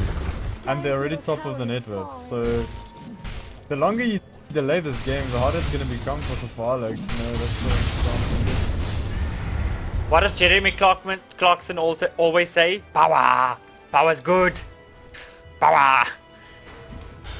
Now look, with the jobs that they've gone for, yes, to a certain extent the items that they're going for as well is quite greedy.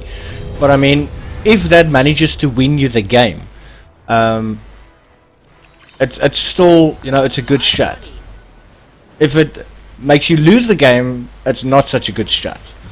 So, you know, it's all in a matter of perspective.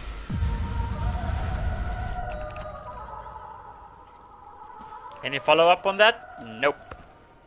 No, I think they just wanted to get away. That ignite from the ogre is causing quite a bit of hassles. The chronosphere is up, and I'm sure that they are aware of that, and they don't want to get caught in the chronosphere, especially with the Skywrath Mage right next to the Void.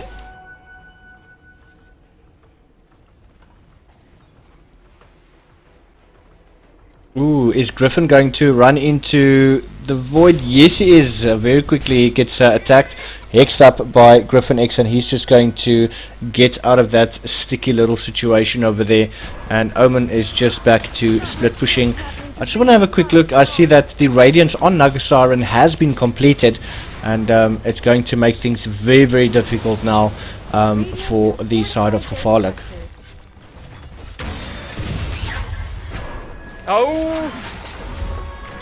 Just not enough to take him down. Okay. Ooh, Naga Siren actually manages to survive. Oh, man is dead. in trouble. Thinker's dead. No, he gave away his position. Oh, just got out.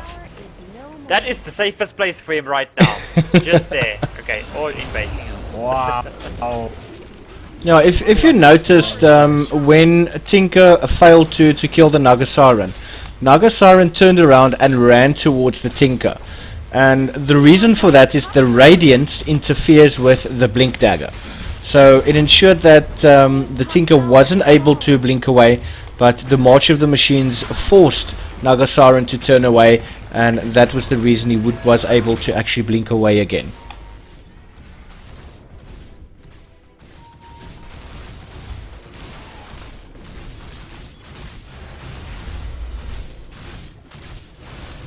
Hey, at least Gevaaalik is doing what I thought they would. Ooh, beautiful chronosphere coming in there. No. But just look at the disable going onto the Void. Griffin X grabbing him. 2.0 is in a bit of trouble there. He's also going to go down. Beautiful kill there by Alpha Knight. Now the Ogre is running away. Beautiful stun coming through from Juicebox, and Alpha Knight gets a double kill. That March of the Machine still coming through. Ham taking quite a bit of damage, and he picks up a invis. And Griffin trying to juke his way through the March of the Machines and manages to actually get away. And that is Hotten. That is also going to go down. and that is a 4-man wipe. And yeah, Ventus Black did very well to counter initiate. They counter initiated the initiation, guys. Our next level's that. Yeah, that I think what happened there was that the Void went in, overextended way too much, and the fact that he never caught the Shadow Shaman in the Chronosphere, Shadow Shaman was able to shackle him, and that obviously caused him not to be able to attack anyone, and that is when the whole initiation just went sour. And Farkrep now has just gone back to pushing the lanes.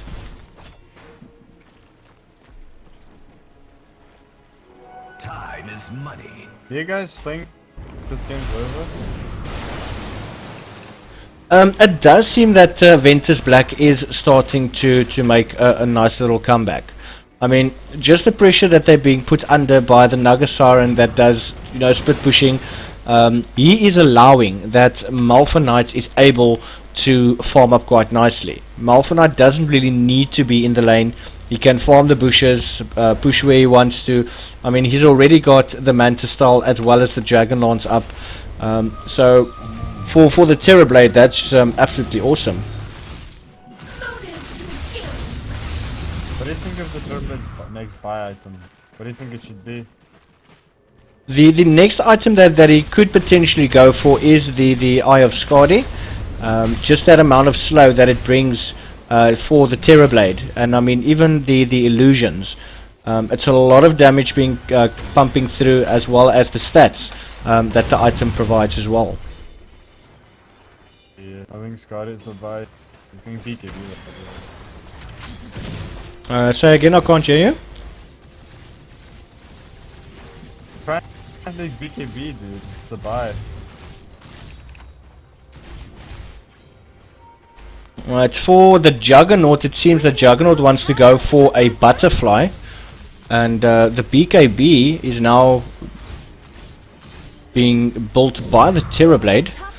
Ooh, nice little Chronosphere going there. Toki just starting to smack away, and that's going to be the end of Malphite Knight. And he was caught off guard. Ooh, Skywrath Mage goes down as well as the Lich. Varkrip is just running around with that Radiance. Beautiful X coming there from the Shadow Shaman. And now Cheese Grater is finding himself in a world of trouble. Triple kill going to Varkrip. And that Radiance just working. And again, I'm going to come back to the warding. I mean, just look at the amount of wards on this field. It's 2 against, what, I could just as well say 100, because they just have that visibility in their entire bush. So they knew they were all there. They, even though they lost one, they almost got an entire team wipe. No, it's once again being brought down to the pressure that Naga Siren is providing. I mean, they constantly have to split up, and I mean, Naga Siren runs in, pops the illusions when he has it. I mean, he's busy building his way to the Manta, but I mean, he easily picks up a illusion rune if it's available, and he's just split pushes very well, and he's still got the mirror image available as well. So the split push potential from Varkrip is definitely putting a lot of pressure on the side of Gevaaalik. And just look at that. I mean, he's easily able to get away. He's got TP boots. Not sure why he hasn't TP'd out as yet. Maybe he's just trying to pull them into position. But now the entire team of Ventus Black is in there.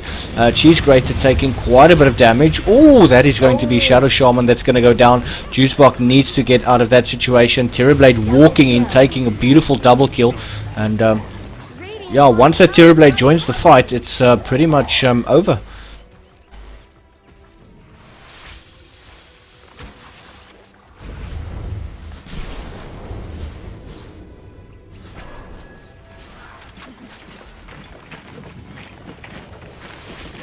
I think they're just going to wait for the creeps before they actually go for the tower. Void is hiding He does have 3 seconds before his TP becomes available. He does have Chronosphere available as well. So is it going to be Ventus Black that's going to try and go for this tower? No, it seems that they're actually going to back away.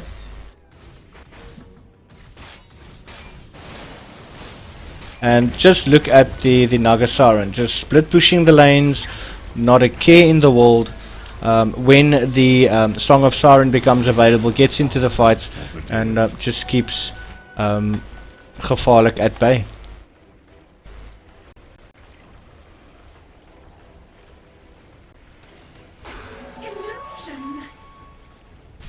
When do you think's the perfect time to take Rosh? I just think like both of these teams should be prioritizing a Roshan now. Just to say that again, you're very soft. Don't you think both teams should be like starting to take Rosh control? Because this is a very critical point in the game where both teams needs to like control. Like the person that gets the next Rosh is gonna control the pace of the game. Yeah, look, the Roshans are very important, and I'm sure that they're possibly going to try. If Ventus Black goes for it first, I would assume that they're going to give it to the Terrorblade. I mean, he deals massive amounts of damage. Once he goes down, they might even, you know, group up, and that's when the Leech becomes dangerous, especially with the Chain Frost. So yes, if they do get the Roshan up now, it's going to be very difficult for Gevaalijk to actually come back in this game. I mean, Ventus Black had twice they had the chance to go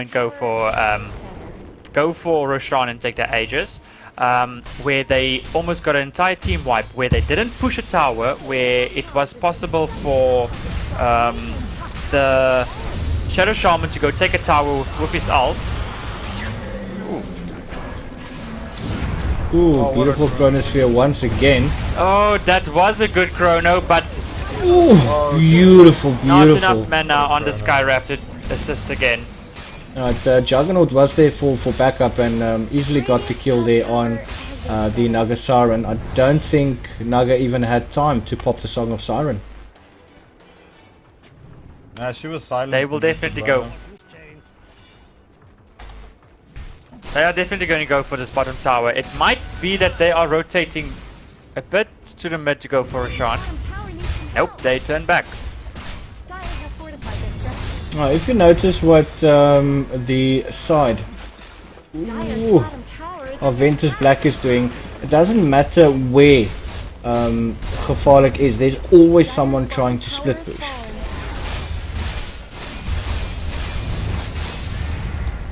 Well, that's the nature of Ventus Black's draft, so like... Oh, Terrorblade walking in with a beautiful BKB using that the reflection, and that is the Ogre Magi, the tanky support that just pops like a little balloon, and little stun from Juicebox. If they can get a stun off right now.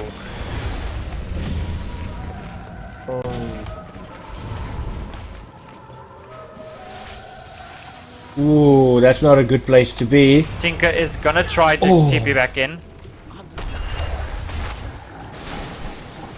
And it's just so much damage coming through. Rockets from the Tinker, and he's just going to blink away.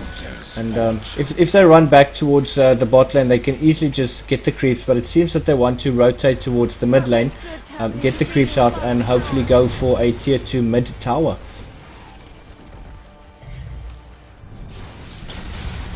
It seems that the Shadow Shaman is going for blink first before the Axe.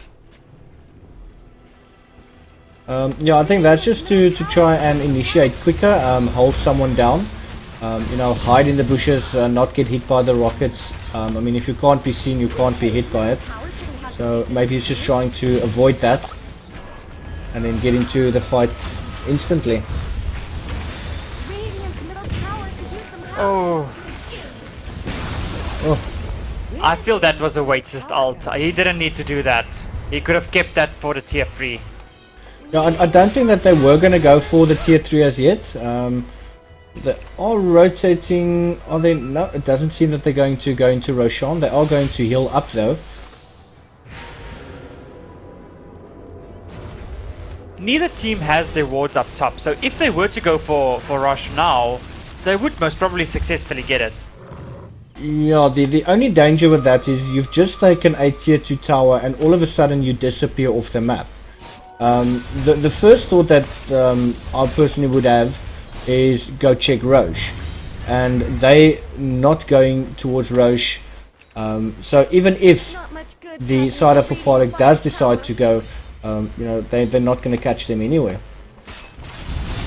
But it does seem that Gevaaalik is more interested in pushing the lanes. Well, it was a good time to do it, but now the entire team of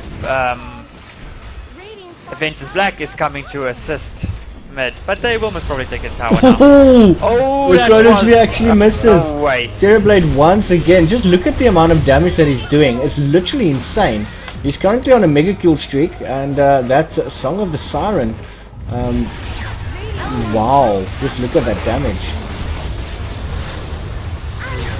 And the Chain Frost from the Lich also coming through. Triple kill. Oh, just massive amounts of damage coming through there. The teamwork on Ventus Black is just such a refreshing scene for me to see that they've learned from their previous game and now they are actually just pushing forward and playing together as a team and actually, you know, pushing up ahead. Yeah, the second game is taking a little bit longer than that of the first game, and I do feel that it's, you know, just some respect between the two teams. Also for the fact that you know, farming up the Radiant, getting your heroes, the items that they need to be successful, and it seems that Nagasaren's actually going to go down.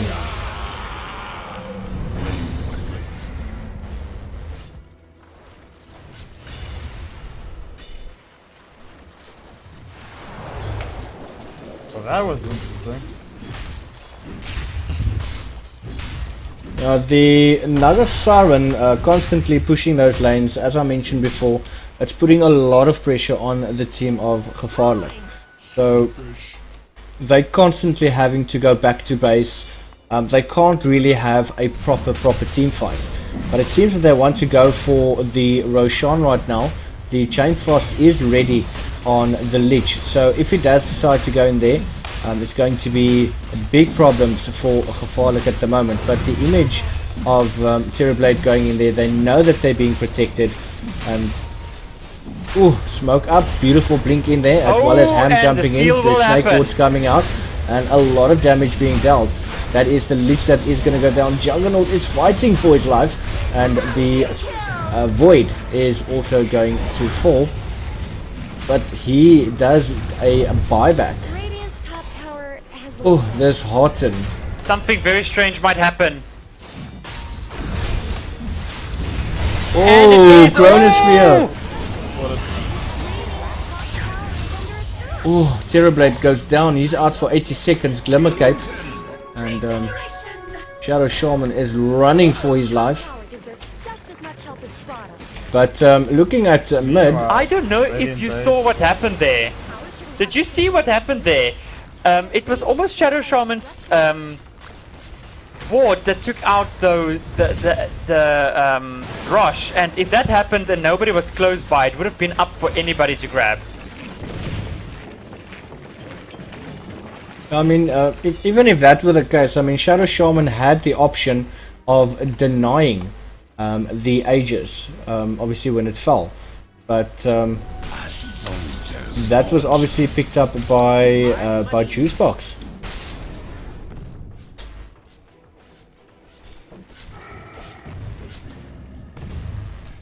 And Nagasiren is literally just pushing the lanes, farming up.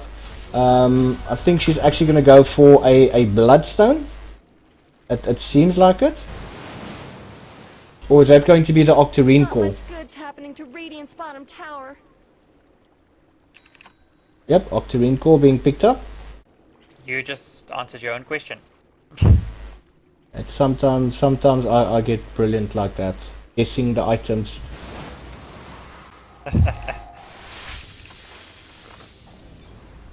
No, I feel that if the side of Gevaaalik loses this fight, it's pretty much over.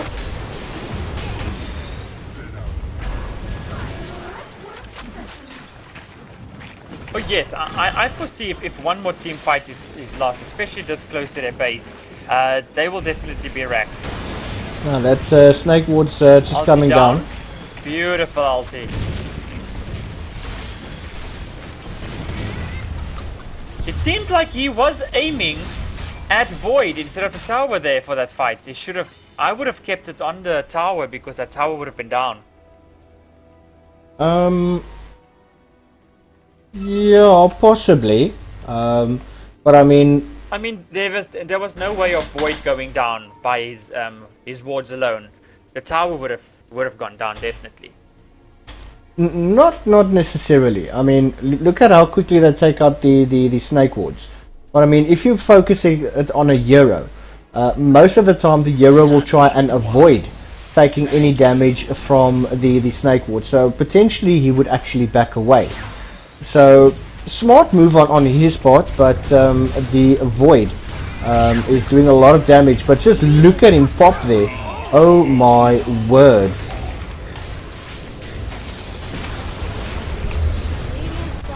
I mean, the metamorphosis on this, yeah, this is pretty much GG.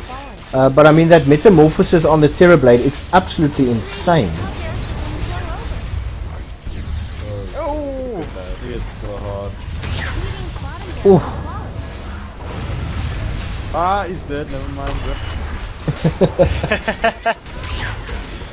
Ogre landing. That's shot perfectly. Oh, will Ogre make it?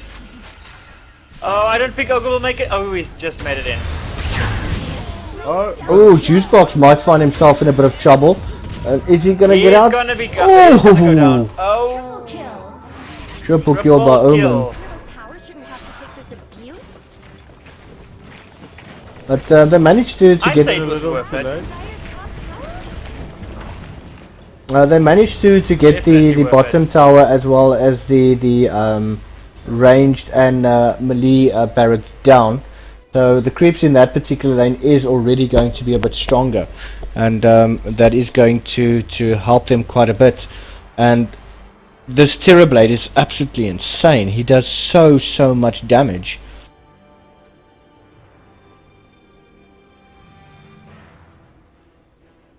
Apparently the whole TeamSpeak server crashed, like the world server, I don't know.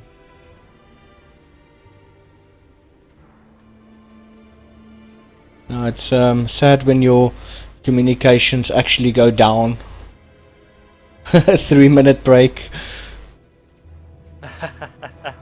Oh. He needs to wicked this, guys. There goes the toilet call. I really wish that you know, in the olden days of, you know, Dota 1, you know, you had like toilet breaks and things like that. I mean, once the game actually got going, like nobody even dared to ask for a toilet break. I mean, you would have possibly been kicked, you would have been reported, and a ticket would have been submitted, and then the admins would have had a look at it, and you potentially could have been, you know, what's the word I'm looking for? You couldn't play any games higher than the level that you were. I'm actually saying that completely wrong, but to a certain extent you were kind of like banned from the server, and you couldn't really, you know, you couldn't join games. That's the word I was looking for. So the older system that there used to be in place was a lot harsher than, you know, getting into a low priority game. You know, once it got out there that, you know, this particular player did this and that, nobody wanted to play with you. And that was it was terrible. Hey guys, would you find it funny if I said I never played Dota 1? Or whatever you call it? I've never played it. That was on... I don't know why I just said that. Yeah, Dota 1 was on Wrath of the Lich King, if I'm not mistaken. What other Wasn't Wrath of the Lich King like a World of Warcraft expansion? Yes, it was an expansion, but the game was still available through it. You obviously just logged into battle.net.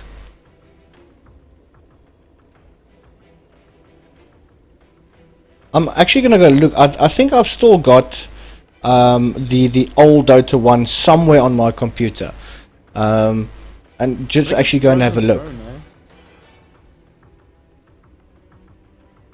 Say again, Levi?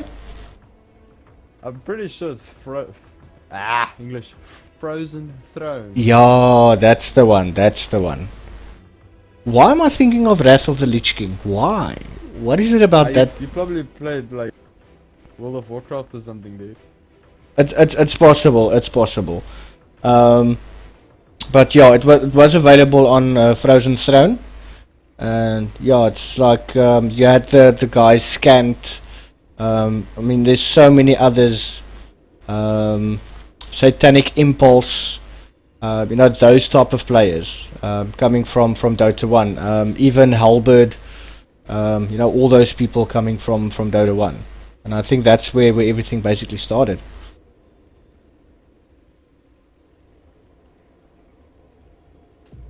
So you guys think this game's over? Pretty much yes. Oh yes, definitely. I mean, Gevaaalik, they can push. They can push the lane. No doubt about that. But I mean, once the Terrorblade respawns, he goes into metamorphosis, pops his Manta style, gets an illusion or two off. I mean, he literally just steamrolls through them. So there's not much that they can really do. Yes, they can try lock him down, but if Void fails to actually kill him, there is going to be a Sunder. And we could see the end of the Void. Also, the Shadow Shaman has decided to just skip his Ags and go straight to Refresher. He's already got half the gold for that. So we will definitely, by the rate of what his farming is going, in about 4 or 5 minutes, he will definitely have his Refresher. Well, look, it depends on the pace of the game. I mean, if it does slow down and there aren't any successful team fights for the side of Ventus Black, it could potentially be longer than that. But obviously we hoping that, you know, he's able to get that, and he could potentially, or the side of Ventus Black could go for a 2-0 victory.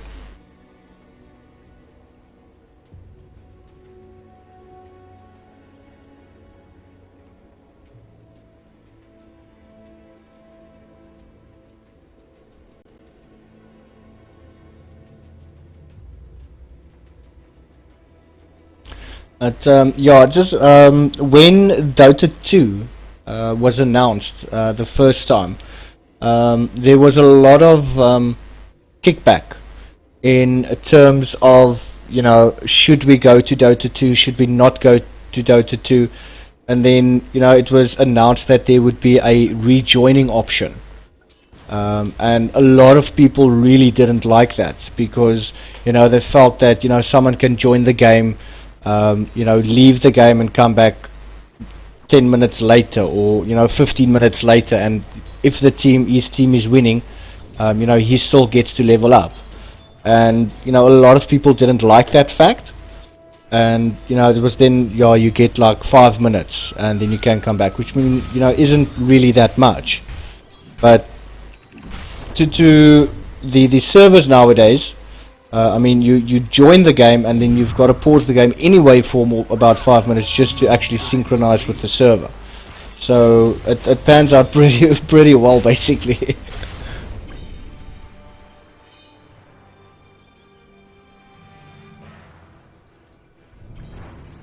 And we're back to the sudden silence.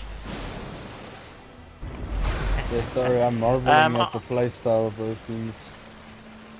Yes, it's just, again, I keep coming back to the wards. It seems that Ventus Black is very aggressive with the warding again. They do have some up in their side. However, not as many as they used to be. That could be due to the fact that their supports are now trying to get more items. Like I said, the Shadow Shaman is going for his refresher, and it seems that maybe that Lich might be going for his Ags. I'm not seeing. Oh, well, first his blink and then his Ags, of course. What do you guys think if of there's Ventus time? On Slaughter? What do we think about? Echo Saber on Slaughter? Oh, I didn't even see that he had one. The Echo Saber works very, very nicely, especially with the Corrosive Haze. I mean, you get your stun, pop the Corrosive Haze, pop the Echo Slam.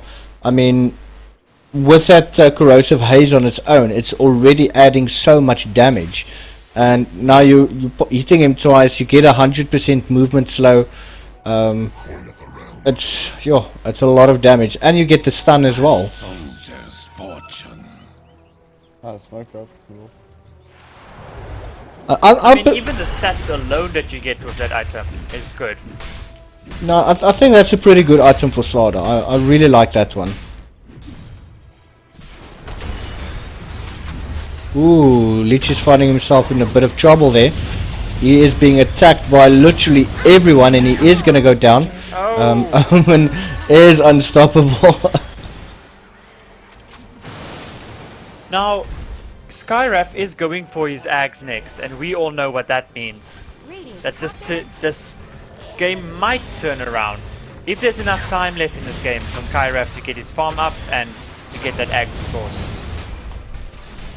Oh, look, the split push from Naga Siren, it's really getting there. Shadow Shaman finding himself in a world of trouble. But what's happening here? Just a quick sleep from Farkrip, and there's not much that Gevaaalik can actually do. Seems that, are they going to fight it? Oh, Shadow Shaman goes down. Void is smacking away at Juicebox. Quick little stun coming through from him. And a jump away from Toki Wartooth just to try and avoid the elusive death. But yeah, it's pretty much over right now. And Omen also fell just right outside the base. I mean, just look at this amount of damage coming from the Terrorblade. I mean, the laser does come through, the Eye of Skadi is on, and Terrorblade is going to go down, but it might be too little too late. Oh, look at that Rax! Oh, run! Oh. There's just so much damage. Are they going to be able to push? Do they have buybacks? Let's have a look. Yes, Slaughter has got buyback. Naga Siren has got buyback. Terrorblade has got buyback. But the only thing is that Metamorphosis has been used. To be pushing alone. Ah, okay, there we go. That's a bit better. Both of them Naga under like Terrorblade buybacks. So do you think this is the push? Look, there's buybacks on Slaw and the Terrorblade, so I don't think that Gevaaalik could get in there. What's gonna happen? Oh, jumping from Juicebox. Oh, Ogre is gonna go down, and so does the Void and the Tinker. Ulti coming out from the Juggernaut, and Skyrath's taking so much damage. It's a 4-man wipe currently. 2.0 is trying his utmost best, doing very well.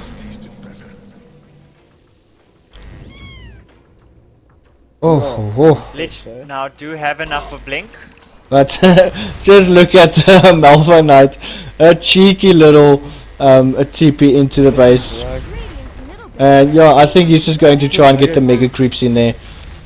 Doing very well. Sneaky little play coming in from him, and that is the Mega Creeps. And oh my word. Okay. I would die of AIDS if he did that to me. Sorry to say it like that, but that's just what would happen to me. I would literally. Pretty bleak, you know. Yeah, that is the back door is literally so real. I can actually feel the cancer setting in. It's I hate it when that happens. The rat is strong with this one. Ladies and gentlemen, the new nature's prophet.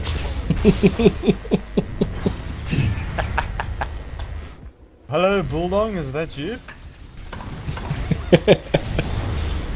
Oh my word. Yeah, I think Ventus Black is going to be happy about that one. They're probably sitting and laughing themselves silly at that one. I didn't see that one coming though, but nice play there by Malva Knight, or Malva Knight. What do you guys think? How do you not guys like think you pronounce it? Is it like that Malva pudding your mother makes, or is it like Malva or Oh, something? trust me, when I asked that when we were in the lobby, they said I'm Malva boy. So I'm pretty sure it's not the way. It's not Malva, so I'm just calling him Malva now. Like I don't want them to hate me now forever after like I'm mispronouncing them or something. No, I asked, is that how you pronounce it? They didn't give me an answer, so I took it as a yes. Malva it is. Now it's my fault if it's wrong. They do have ages, and I'm pretty sure this is GG. Now they're just playing around. I mean, look at the minimap. It's like they're literally surrounded by millions of Shadow heroes. Shaman's ult. Shadow Shaman's ult is ready. Oh, Chronosphere goes off. Void has been rooted. Oh, and that is oh, the Sterblade. Is he gonna go down? Ooh, Aegis is going to come into play now. This is very surprising. Wow, just look at that amount of damage coming through. 2.0 does pop the Mantis style. Oh, he's got the butterfly. Ooh, he's gonna go down. But those creeps, oh my word. The buybacks are real, guys. The buybacks are real. Look, I've got to take my hat off to Gevaaalik Gaming. I mean, they're literally giving it absolutely everything they've got. They're not giving up. They're trying everything to get back into the game. And if they actually bring this game back, I'd really down. No disrespect to the team, but it's going to be very difficult to do so. You've got Terrorblade in the bot lane, TP down once again, and he's just going to force them back into the lane. Well, I'm sorry to say this, but Shadow Shaman has refresher. Hasn't bought it yet, but he's got enough money, gold for it. There's a lot of oh my word.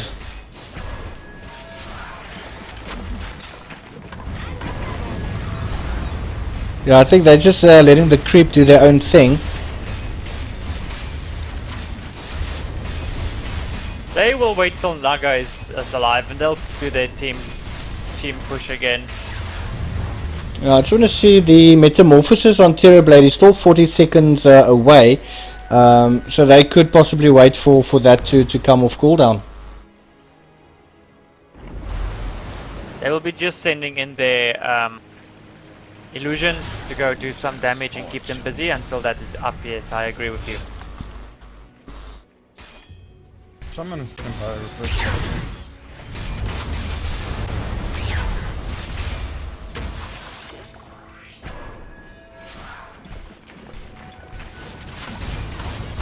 Now this Juggernaut, he's got the butterfly as well as the Majalna. He's got the Skull Basher, so it seems that he is going to go for the Abyssal Blade. But I do feel that Ventus Black is just giving them way too much space to farm off those mega creeps.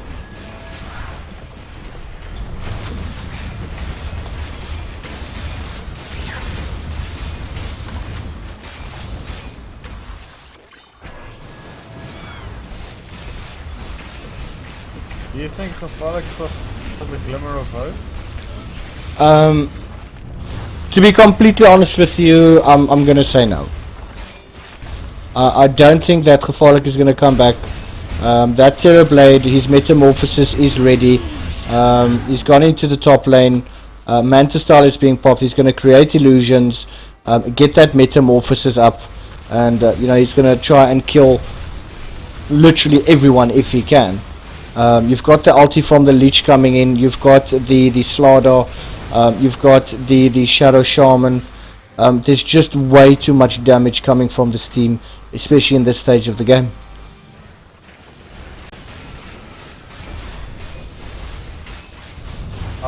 I wanna believe, dude. I wanna believe they've got this.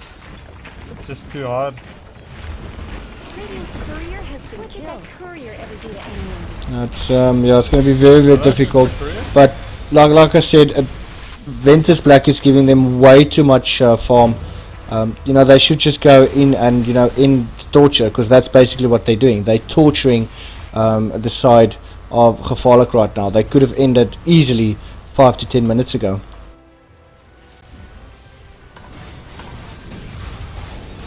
Here we go, boys.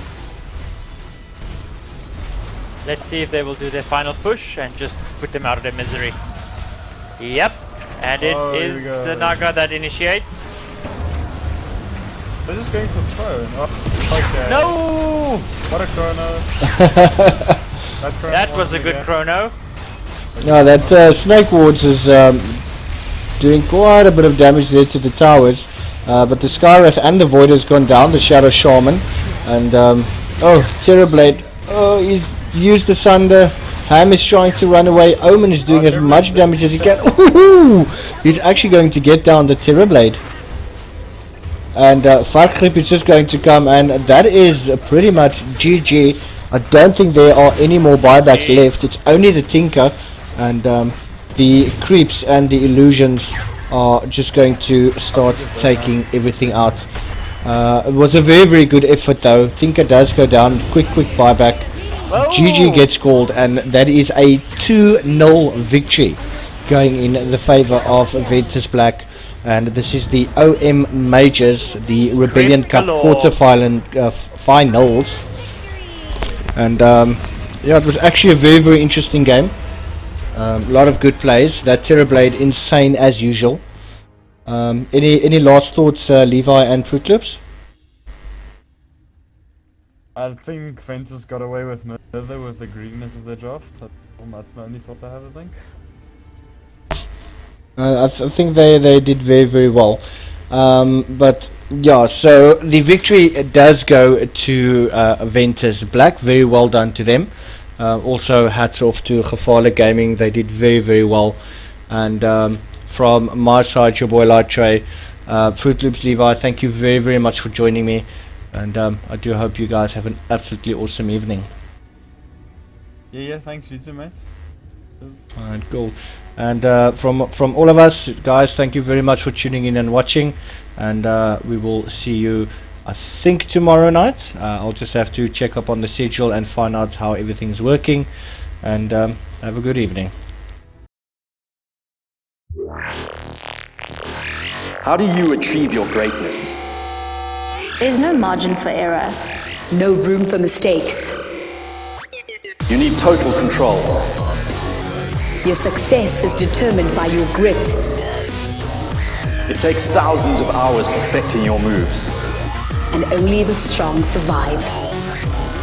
You think you've paid your dues? You think you're ready to enter the arena? Think again.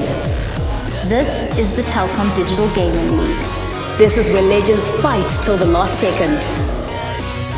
Where the action explodes straight through your system.